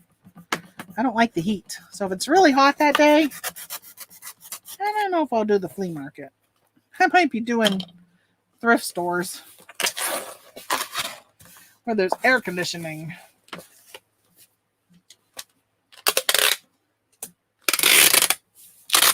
I was thinking though, when we are in Oklahoma, from Oklahoma on back to New York, we don't have any scheduled stops. So I'm thinking about maybe doing some small sourcing on the way home, but we might only have room for like one tote. So it would have to be all small items I would have to pick up. So I got to think about what would be small items that would give me the best bang for my buck.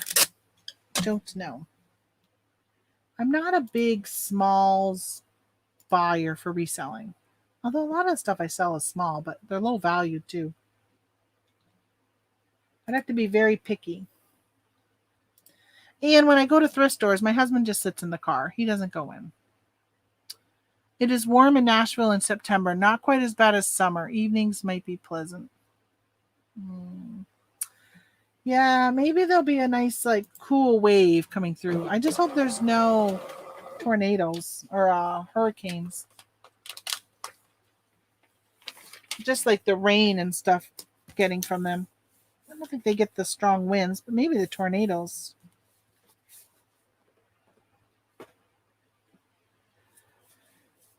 We have the new Resorts World Casino. We're going to soon may go off my diet for that one. They say it's the largest here now. Woo! Are you going to become a LA Las Vegas Raiders fan now?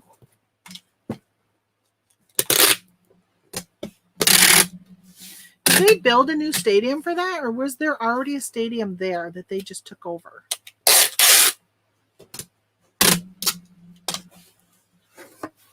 And so, Nate, I know you were walking. So, are you on an active like weight loss plan? Are you obviously actively just trying to lose weight, or are you just one of those people who love to exercise?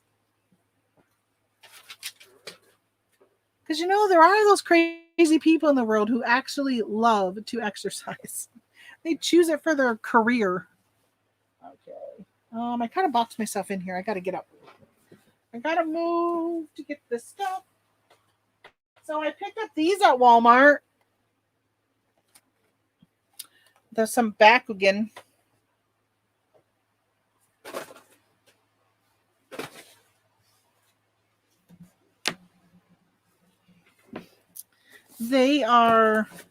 Those were on clearance, and they were profitable when I bought them, but I'm not going to send them in. I might send them in during quarter 4. I think I'm going to hold them because I don't really have enough to send in, and I'm not going to FBM them because I'm turning my stores off. So, but I didn't want to pass them up. I think they were only, how much are they? They were only $2. For health. Okay.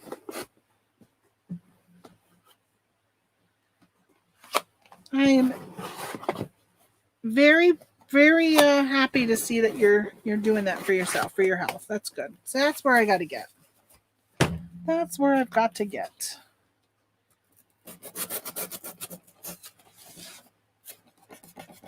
I decide if I do it for my health, my husband will follow along, and it will also be for his health. So I kind of want to do it.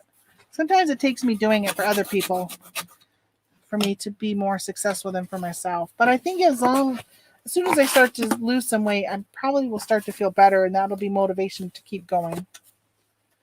But like always, I lose it and I put it back on. I feel my body always wants to be at this size. This is a very common size for myself.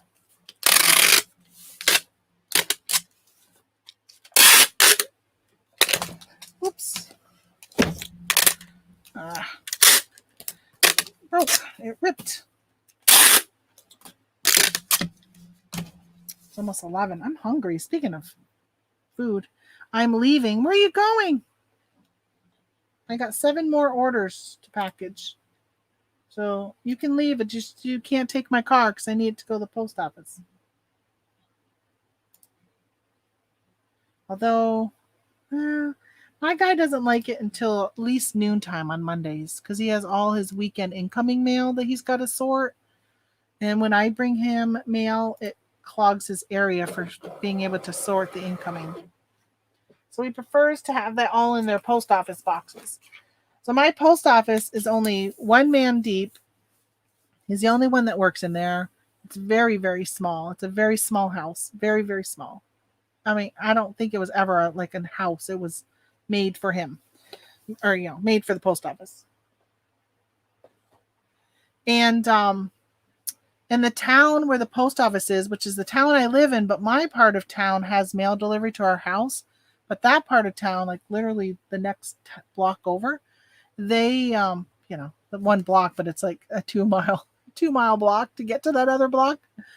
They don't have mail delivery to their house, so they have to go to the post office. So there's a lot of people that have a post office box. So he's got to deal with that on Mondays. I'm so glad we get mail delivered to our house.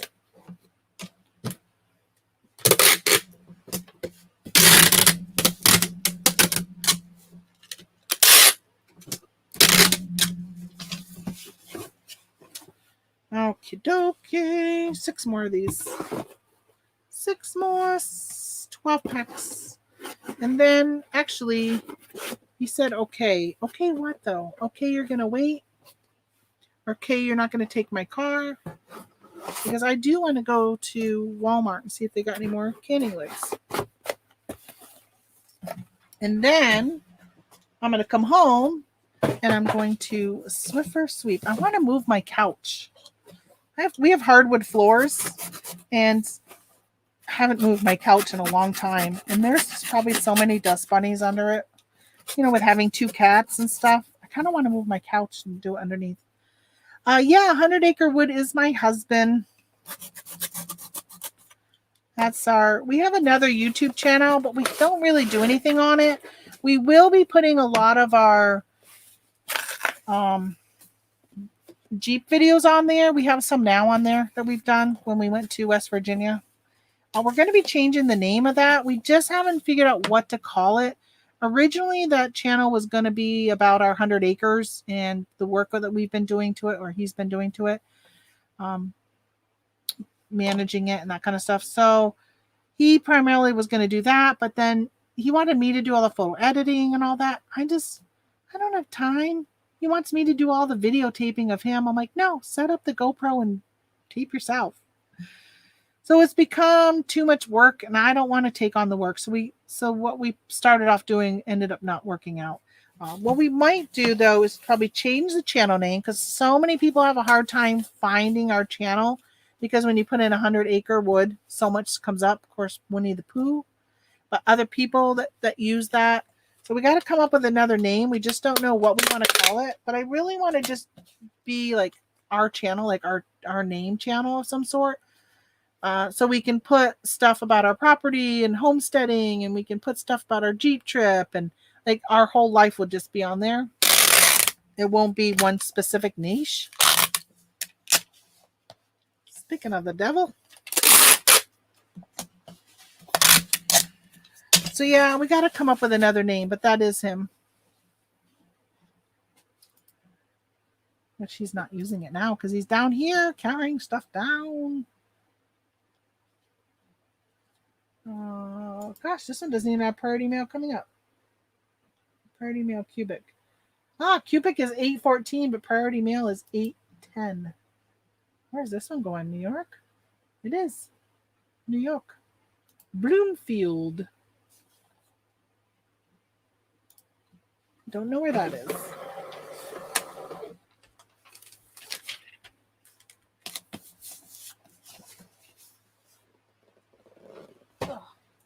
Kind of want to ask people, what are they canning? What are you canning with all these canning lids? I should check on that one that I sent, those seven dozen. I should check the tracking. I hope I don't come home and find out I got a box of 7 dozen canning lids here because they returned them all.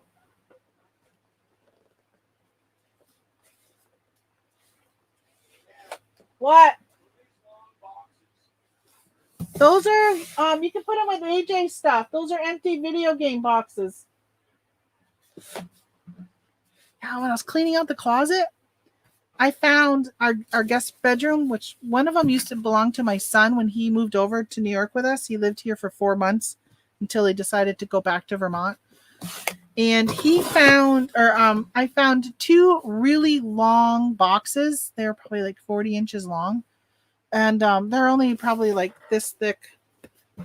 They were full of video games. I was so excited. I'm like, oh my God, he left all his video games here. Cha-ching, cha-ching. They're all the boxes, but they're empty. So he's got all of the games with him, I'm hoping. I sent him a message. He never replied to me. All those, the Pokemon games from like a long time ago, they were in there. So many. And one of them I scanned on Amazon's app, and they're only selling them used right now. And so I sent him a message and said, have you, what game was it? I said, do you still have this game? I said, don't get rid of them. Because he'd be one that would be like, oh yeah, you can just keep that game. Like if a friend was like, hey, you got whatever, can I have it? And he'd be like, yeah. Let me see. I said, don't ever give those games away. Many are selling for a high value in the resale market. Oh, so he has Pokemon White was the one I scanned. See that? You see the value? There you go. 129. Used is selling for 129 for Pokemon White. So this is a picture of one of the boxes that was full of the video games. And so I'm like, don't get rid of them. I didn't realize he had all those here. So which means he's got the games there. He might want the boxes. He may not realize he still had them. He probably has them in like some type of game box or whatever. Oh, do you watch Boss of the Swamp? Yeah. He moved from New York. He actually moved to New Hampshire. And his old house is like, I don't know, 15 minutes away. He's building a new place. I haven't watched him in probably a year. Well, just before he had surgery. So for those, he's a homesteader, has a place up in the woods. And yeah, he's fun if you like homesteading. And so yeah, he's my brother was just telling me that he's looking at selling his New York place because he still owns it, even though he doesn't live there anymore. And that he was going to be building a new cabin. Hey, I'm going to take your car, but I'll be back before the post office closes. Okay. And then you can leave with the post office, and then I got to go with my Jeep. Do you think you're going to be back in an hour? Yeah. Okay. Because 12 o'clock, I'd like to bring my mail at 12. Taking my car. Yeah, all the states are the same to me. I know they are. I thought he moved to Maine, but it's actually New Hampshire. Yeah.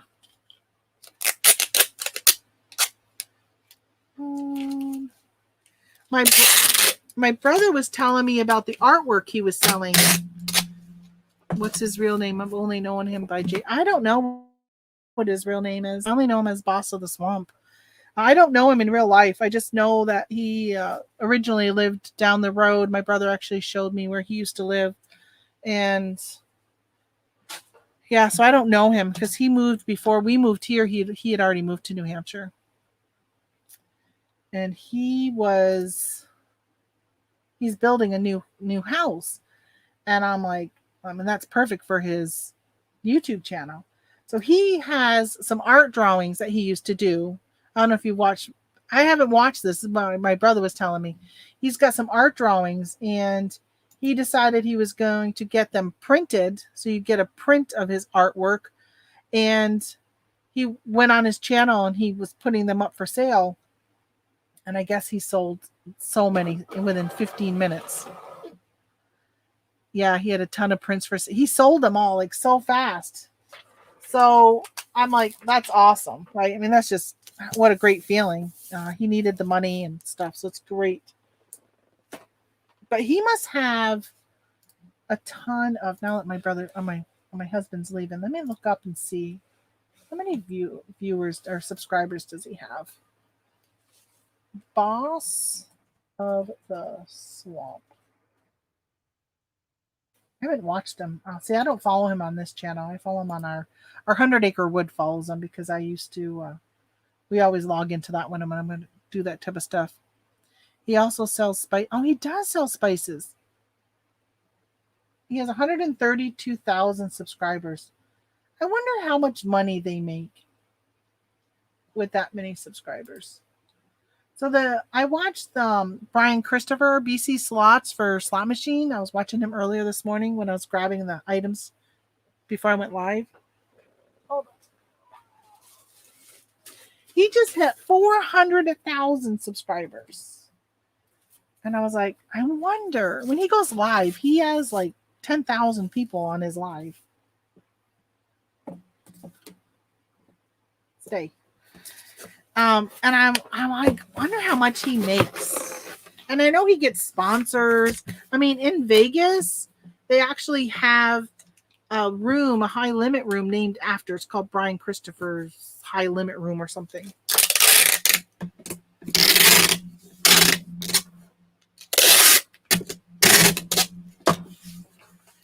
And I know for those who watch Rally Roots, I don't know how many subscribers they have now, but a couple years ago, he did a video, Ryan did, on how much money they make on YouTube. And they make over 100,000. But it wasn't all from ad revenue. It was from like sponsors. So let's say Rolo. I think one time it was something like Rolo had sponsored them. And they gave a Rolo away, but they also made money from the Rolo. And then they sell stuff. So the stuff that they sell, or the people clicking their link and buying from Amazon, all that kind of stuff, it totaled up to over $100,000 just for them being on YouTube. I'm like, holy smokes. But they put a lot of time and effort into their videos, right? I click live. I don't spend a lot of time and effort. Maybe time sometimes, but not effort. So bravo for those who put that time into it, right? They can make some good money off from it, especially if you get a really good niche. Like when you think about reselling, there's not a huge amount of resellers, and then you got to find ones that would watch YouTube. But when you do something like slot machines, you have, resellers and plumbers and teachers and doctors and like all these like people from all over that are watching his slot machines. So I think you're just opening yourself up to a much, much larger audience. He should have a lot more subs. He has been around a long time. Yeah, Boss of the Swamp has been around a long time. But again, you're only going to get, my eyes just got really itchy. I feel like I think I got like a eyelash or something in them. They sting and they're itchy. But he's only going to attract people who want that type of lifestyle, or either have that lifestyle or dream of that lifestyle. It's kind of like, I hear, some YouTubers I watch, like Scott, he watches van life. He does things where people who live in their vans and convert their vans to make it so they live full time in them. And you're still only going to get a certain amount of people that are going to want to watch that type. Like I have no interest in watching that type of stuff. I would watch it if like there was something funny happened in it. But it's not something I would probably subscribe to and go back to and watch over and over and over again because it's just I have no interest in ever living in a van. But I'll watch Jeep videos. We watch Jeep videos. And we watch people who overland in their Jeep and stuff like that. Even though I don't think I'll ever do that. I'm not a big tent person. All right, cubic, $10.31 for this one.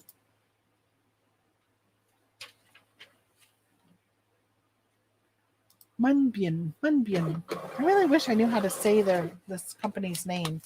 Like, why couldn't they have come up with a better name for their company? I don't like it.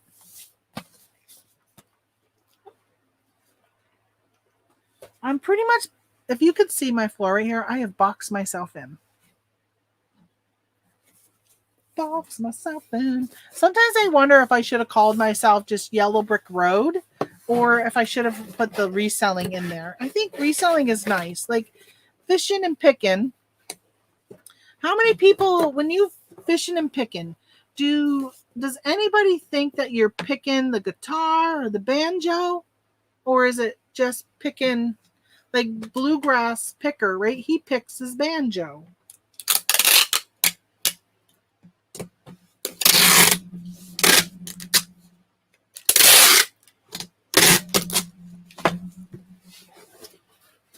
So I said reselling, hoping it would bring in people that want to watch reselling videos. But I don't get into it as much as other people do. Like I don't bring the camera with me to garage sales. I think I've said that on here.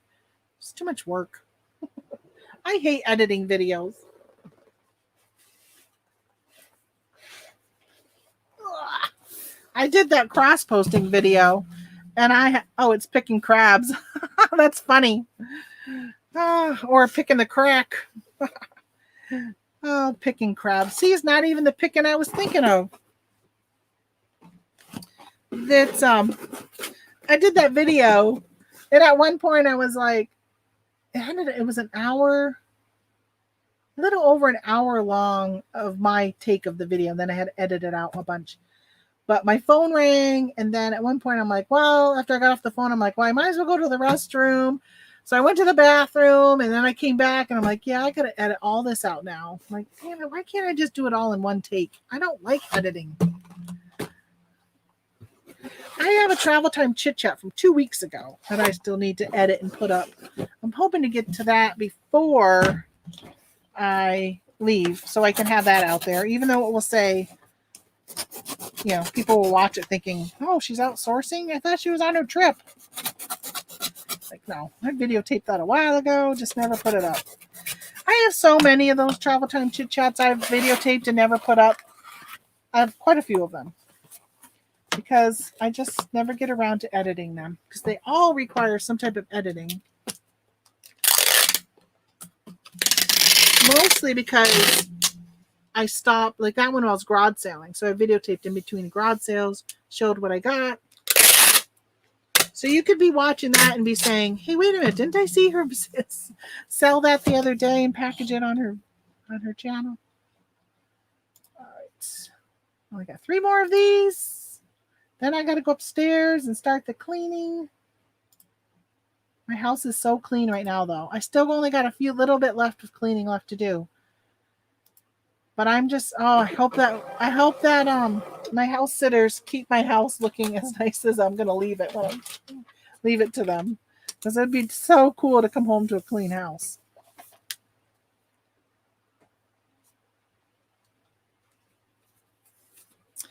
But hey, it goes for the reselling community too. It does. Your name's Alan, right? Fishing and picking.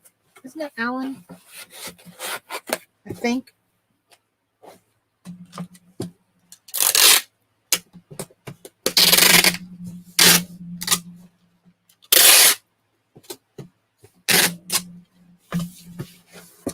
I haven't seen is Texas Bandit. He hasn't been around much. I know his wife passed. It's sad. Hope he's doing well. Getting on with life. So tough.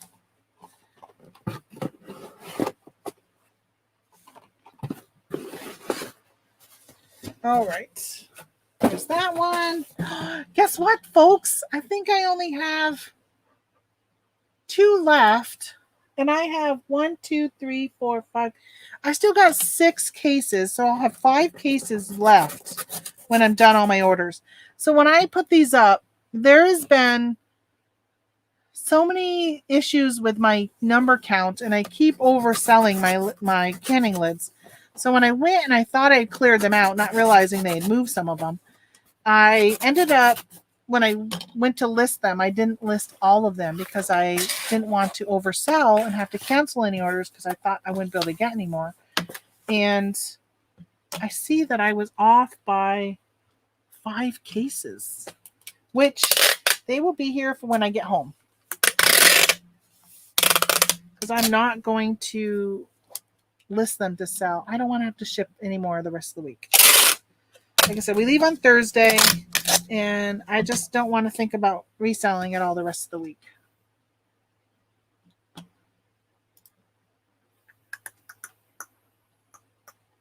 Okay. Oh, this is going to Fargo, North Carolina or North Dakota. I had a friend who lived in Fargo. Keith. He was a great guy. I think he lives in Minnesota now. He was one of my employees from that area. That's what's nice when you are like I was on that what do I call it? I was on a contract where I had those managing that program that had an employee in every state. Sometimes more than one, but every state had an employee. So I got to know somebody from every single state and territory. Not every territory. I don't know if we cover all territories. We had the Virgin Islands, Puerto Rico, Guam. We didn't have American Samoa. They didn't have anybody there. And they must not have a military unit there.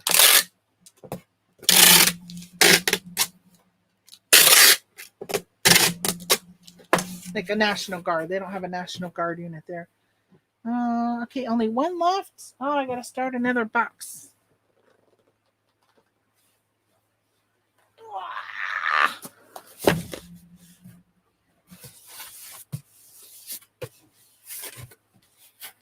So if you guys could travel anywhere in the world, where would you go? You could go see anything.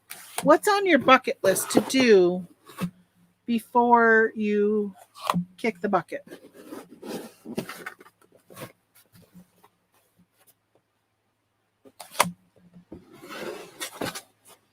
I don't think I have anything left on my bucket list. I think the only thing left on my bucket list are things that I have no control over.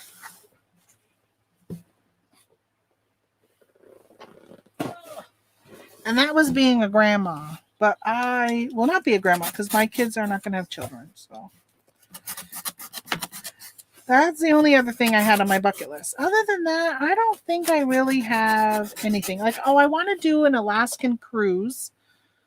And we have enough credit points right now with Carnival, thanks to all my sourcing and using a Carnival points card, that we have enough for a cruise. But I'm just waiting till we can actually go on the cruise and not have to deal with wearing a mask. I won't go on a cruise where I have to wear a mask. Hey, good morning, Yusuf Spearman. Welcome to the channel. Am I saying your name right, Yusuf?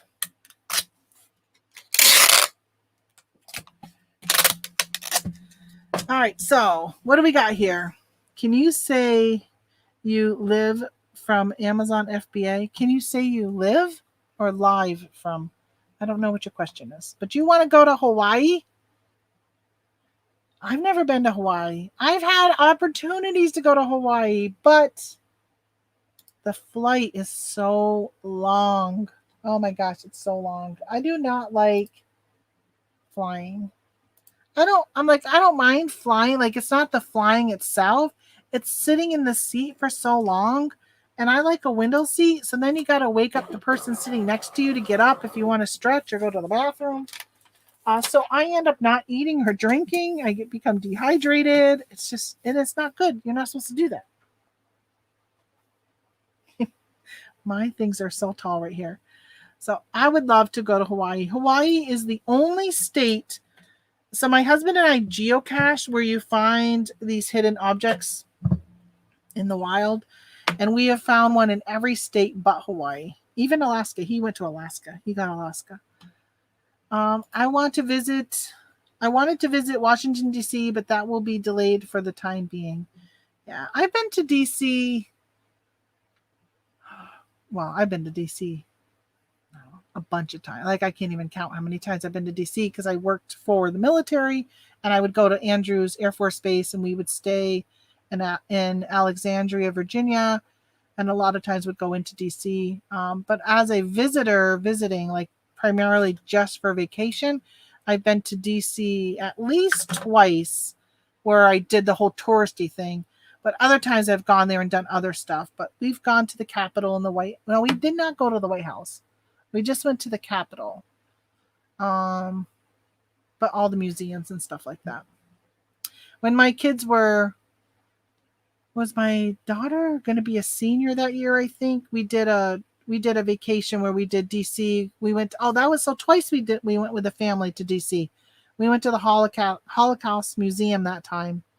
But then we ended up heading on down to Norfolk, Virginia area from there. I've been watching all the Carnival cruise vids this weekend. They don't have to wear a mask on board. They don't? So people are cruising and you do not have to wear a mask? So now I just got to wait. I'm going to wait a few months to see how many people end up sick, what the stats start being. And then I might book a cruise. So I've gotten offers for free cruises and everything else like that from Carnival. But I've not jumped on any of them because I didn't want to have to wear a mask, nor did I want to have to deal with people being sick. Now I'm wondering if you have to show that you're vaccinated so you don't have to wear a mask. Because we all know there's people out there that are not vaccinated that go around without wearing a mask. So I don't want to be around a bunch of people who are not vaccinated. If there's a possibility that they could be spreading it. I don't know. I don't even know all the scientific stuff with all that. So, I'm saying it right. Good. I'm saying your name right. Check out Apparel DJ on YouTube. They're on a back-to-back cruise right now. Okay, I'm going to put it on because I do have YouTube open over here where I just added Boss of the Swamp. I need to probably start following more homesteaders on this channel because this is the channel I'm logged into all the time. Apparel DJ. I used to watch, most of the time I don't watch a lot of people cruising, only if I'm going to go on a specific ship. Like if I was going to be on the Carnival Ecstasy or something and I wanted to see what the ship looked like, then I'll watch videos. But most of the time I don't just watch cruising videos. Especially because I want to go on a cruise. All right, videos. All right, I'm gonna add them so I can watch. Can we actually live stream from Miami? Carnival Horizon. I've been on the Carnival Horizon. I've been to Amber Cove. I like Amber Cove. Carnival Horizon Part 3. Nice. Wow, 10,000 views. Now, how smart of them? They got 22,000 subscribers, but their view count's like 14,000, 18,000, 23,000, 34, 58,000. Wow. That is amazing for them because hardly anybody is cruising right now. So if you're a YouTuber and you're cruising, you're going to get all those people wanting to see what you're doing. But if their video is all about cruising, what have they been able to do? Let's see what they've done this last year. They streamed. Oh, so they're just taking vacations. Southeast trip. They went to North Carolina. They've been to Jacksonville, Georgia. Oh, yeah. So they're still able to put out just travel videos, but they weren't doing cruising videos.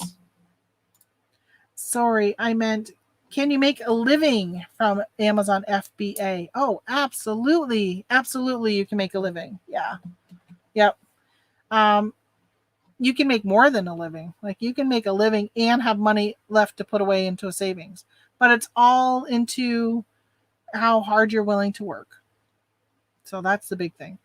Just be cautious of the get rich quick schemes that are out there. It all does take work. But there's so many different ways you can sell on Amazon. You can do retail arbitrage, which is what I do. I think that is probably the most difficult way to make a living right now. It's been really, really tough. Hey, good morning. Good morning. Goodbye, Laura. Have a great day. I'm excited if I get to see you in September. So private label, I think that's, that is a really good way right now with private label. But of course, you're going to have supply issues because there are still supply issues coming, especially if you're sourcing in China.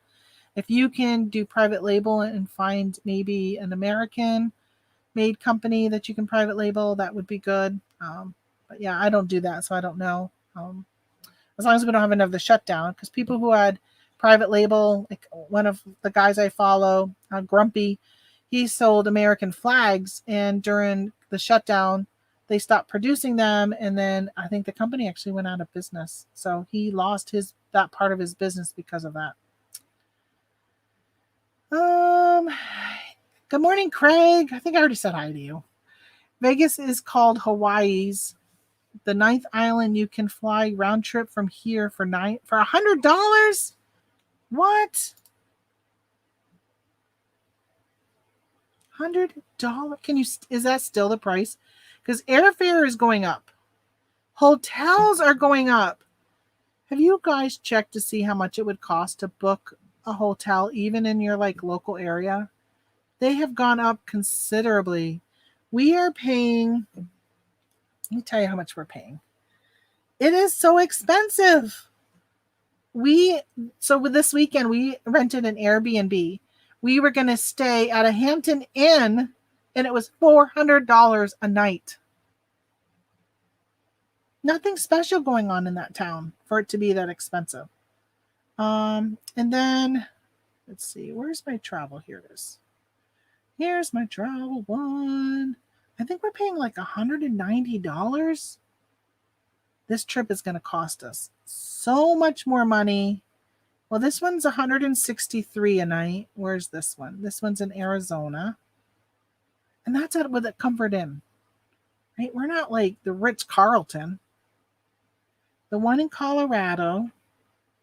And this one we booked early because they were selling out. This one is $101, $101.84 a night. This is a Quality Inn. $200 for a Quality Inn.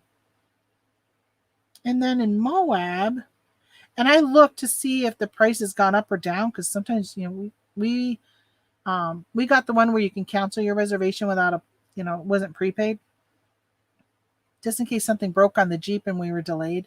This one's $164. So it's going to be $753 for, I don't even know how many nights. 3 nights, maybe? 4 nights. That's in Moab. We'll be there for 4 nights. But that's expensive. That is expensive. So Carnival Mardi Gras is huge. That's not called Carnival, though, isn't it? Carnival Mardi Gras. Heads up to all. I just got an email from PayPal. New way to ship using ShipStation. We'll investigate later. I've heard ShipStation. Is that the one my sister uses? No, she uses Shippo, I think. Shippo. But you have to pay. You have to pay. She pays a monthly fee. $400 for Comfort Inn. When I book travel for work, only premium hotels charge that much. I know. Isn't that crazy? Hey, look who's here. Did you hear me? I was talking about you earlier. Did you know that? I was like, wonder how the Texas Bandit is doing. Haven't heard from him in a while. I literally was talking about you earlier. Hey, I'm glad to see you here, Phil. Hope things are going good. Oh, Mardi Gras is the newest carnival ship. What? I didn't know that. Okay, now you're going to make me look. Where is it porting out of? Carnival Mardi Gras. Oh my gosh. See, this is how I've like not even thinking about cruise ships. Oh yeah, so the arrival in Miami Horn Battle, such a beautiful ship. Okay, so the Parody J had a video on that. Okay. I'm going to watch that one. Okay, I'm going to open it. I'm going to pause it. So I can watch that one. Yeah, I want to go on a cruise again so bad, but I will not be a guinea pig in a Petri dish. I'm going to wait and see how everybody else does first. Let them be the guinea pigs. But if you don't mind being a guinea pig, there are some great deals right now on cruises. It is so affordable, so cheap. If I lived near a cruise port, gosh, I wonder if I would have taken advantage because I would have to fly, which I don't even want to fly in a smaller tea tree dish right now. So I don't know. What is your Carnival VIP status? I'm a diamond. I am not a diamond. I'm like a whatever the red card is. We just started cruising 2013 was my first cruise, 2013. It was my sister's 40th birthday. And we took I think it was 40th. We surprised her and she's cruised quite a bit. And so we went and jumped on. And that was my first cruise out of Baltimore. Really enjoyed that cruise. It was so much fun. Of course, everything is fresh and new. So things are always fun your first time. But our hotel, the staff that we had for dinner was amazing. Never had as good a staff as I did on that ship. And I don't know how many cruises I've been on since then. I've been on more than my husband because I took a cruise with my colleagues from work. We had a training in Fort Lauderdale. And yes, it was the Pride. That's it. Yep, it was the Pride. Really enjoyed that ship. And it was a small ship, so it was nice and easy to get around. We knew where things were. We took, so we were at Fort Lauderdale, and it was in October, and we were there Monday. Monday and Friday were always our travel days, so the trainings were Tuesday through Thursday. Well, Friday was the day you boarded the ship, so a bunch of us decided, I don't know, maybe like 20 of us decided to go on this cruise. So we boarded the ship on Friday and we got off it on Sunday. It was a weekend ship. And then, so we got off on Sunday. All we did was go to the Bahamas.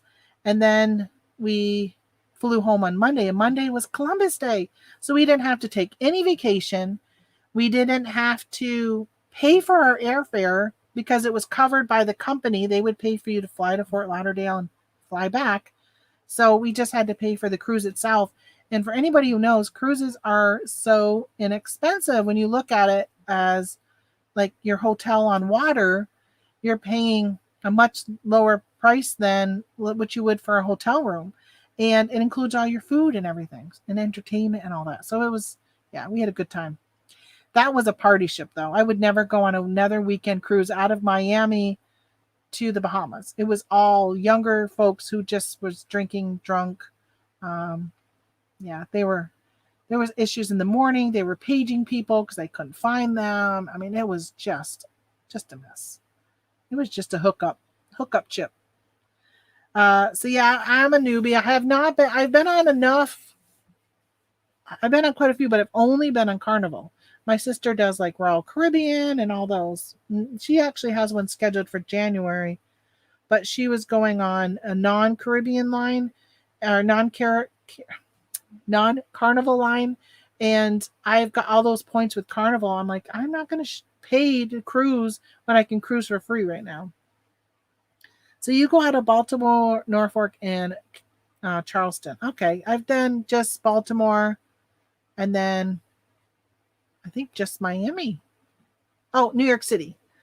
I've gone out of New York City. 4 days or less are booze cruises. That was so much a booze cruise. And of course, it was out of Miami. Most of the speaking over the intercom was in Spanish. So a lot of it I wasn't even understanding. And it was just, I got sick. I got the flu. And I ended up, so Saturday we were in the Bahamas all day. And when we got back to the ship, I was, no, so our, it was a Friday to a Monday cruise, because Sunday, I remember I stayed in the room and all 20 people, they got up early and they got in the adult section only of the pool.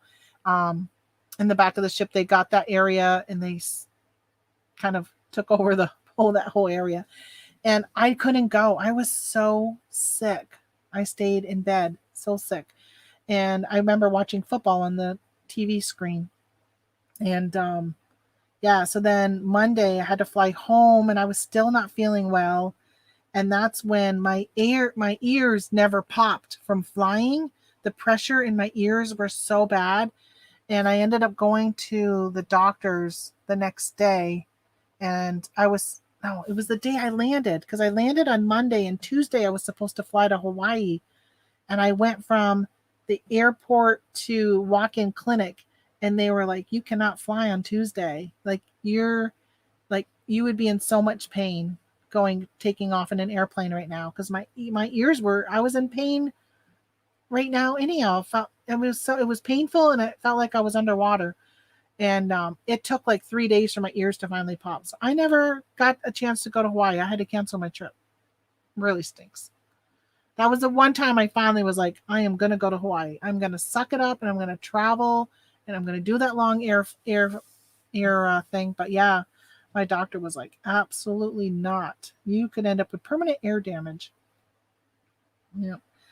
Well, folks, I think I'm going to let you go. It's 11:30 and my hubby should be back in a half hour. I got to package that up and I am going to get upstairs and get some more stuff ready for our trip. I need to start packing for our trip and putting all the stuff in the Jeep that we need. Plus, I want to get in and clean his Jeep because it's so dirty. I want to just go in with some cleaning and clean just the dashboard and all that just to get it so it looks pristine for when we head off on the road. Which it won't be so clean when we get home, though, going through all that red dirt and stuff in the desert. I am still going, Anissa. I'm always still going. I've done packing now. But I am going to say goodbye. And I don't know if I'll be on Wednesday. I'm thinking I'll probably come on and just kind of chat with you guys. And maybe if anybody wants to join me live, you guys can come on. Because I won't be packaging any orders. So it probably won't be till later in the morning, Wednesday. So if Scott goes live, I probably won't go live until after Scott. So I might catch some of you, might miss some of you. But I might catch some of my West Coasters in my Central Time Zoners, because you guys will be hopefully up by then. Normally, you guys are still sleeping when I go live. All right, I will see you guys. I'm pretty sure I'll go live on Wednesday, if not for at least an hour, just to check in and say hi to you guys before I get done packing and head out the door for my trip for a month. Can you imagine? Oh my gosh, I'm so excited. All right, see you guys later. Thank you so much for coming by. Hey, before you leave, hit that little thumbs up button. I'd appreciate it. See you later. Bye.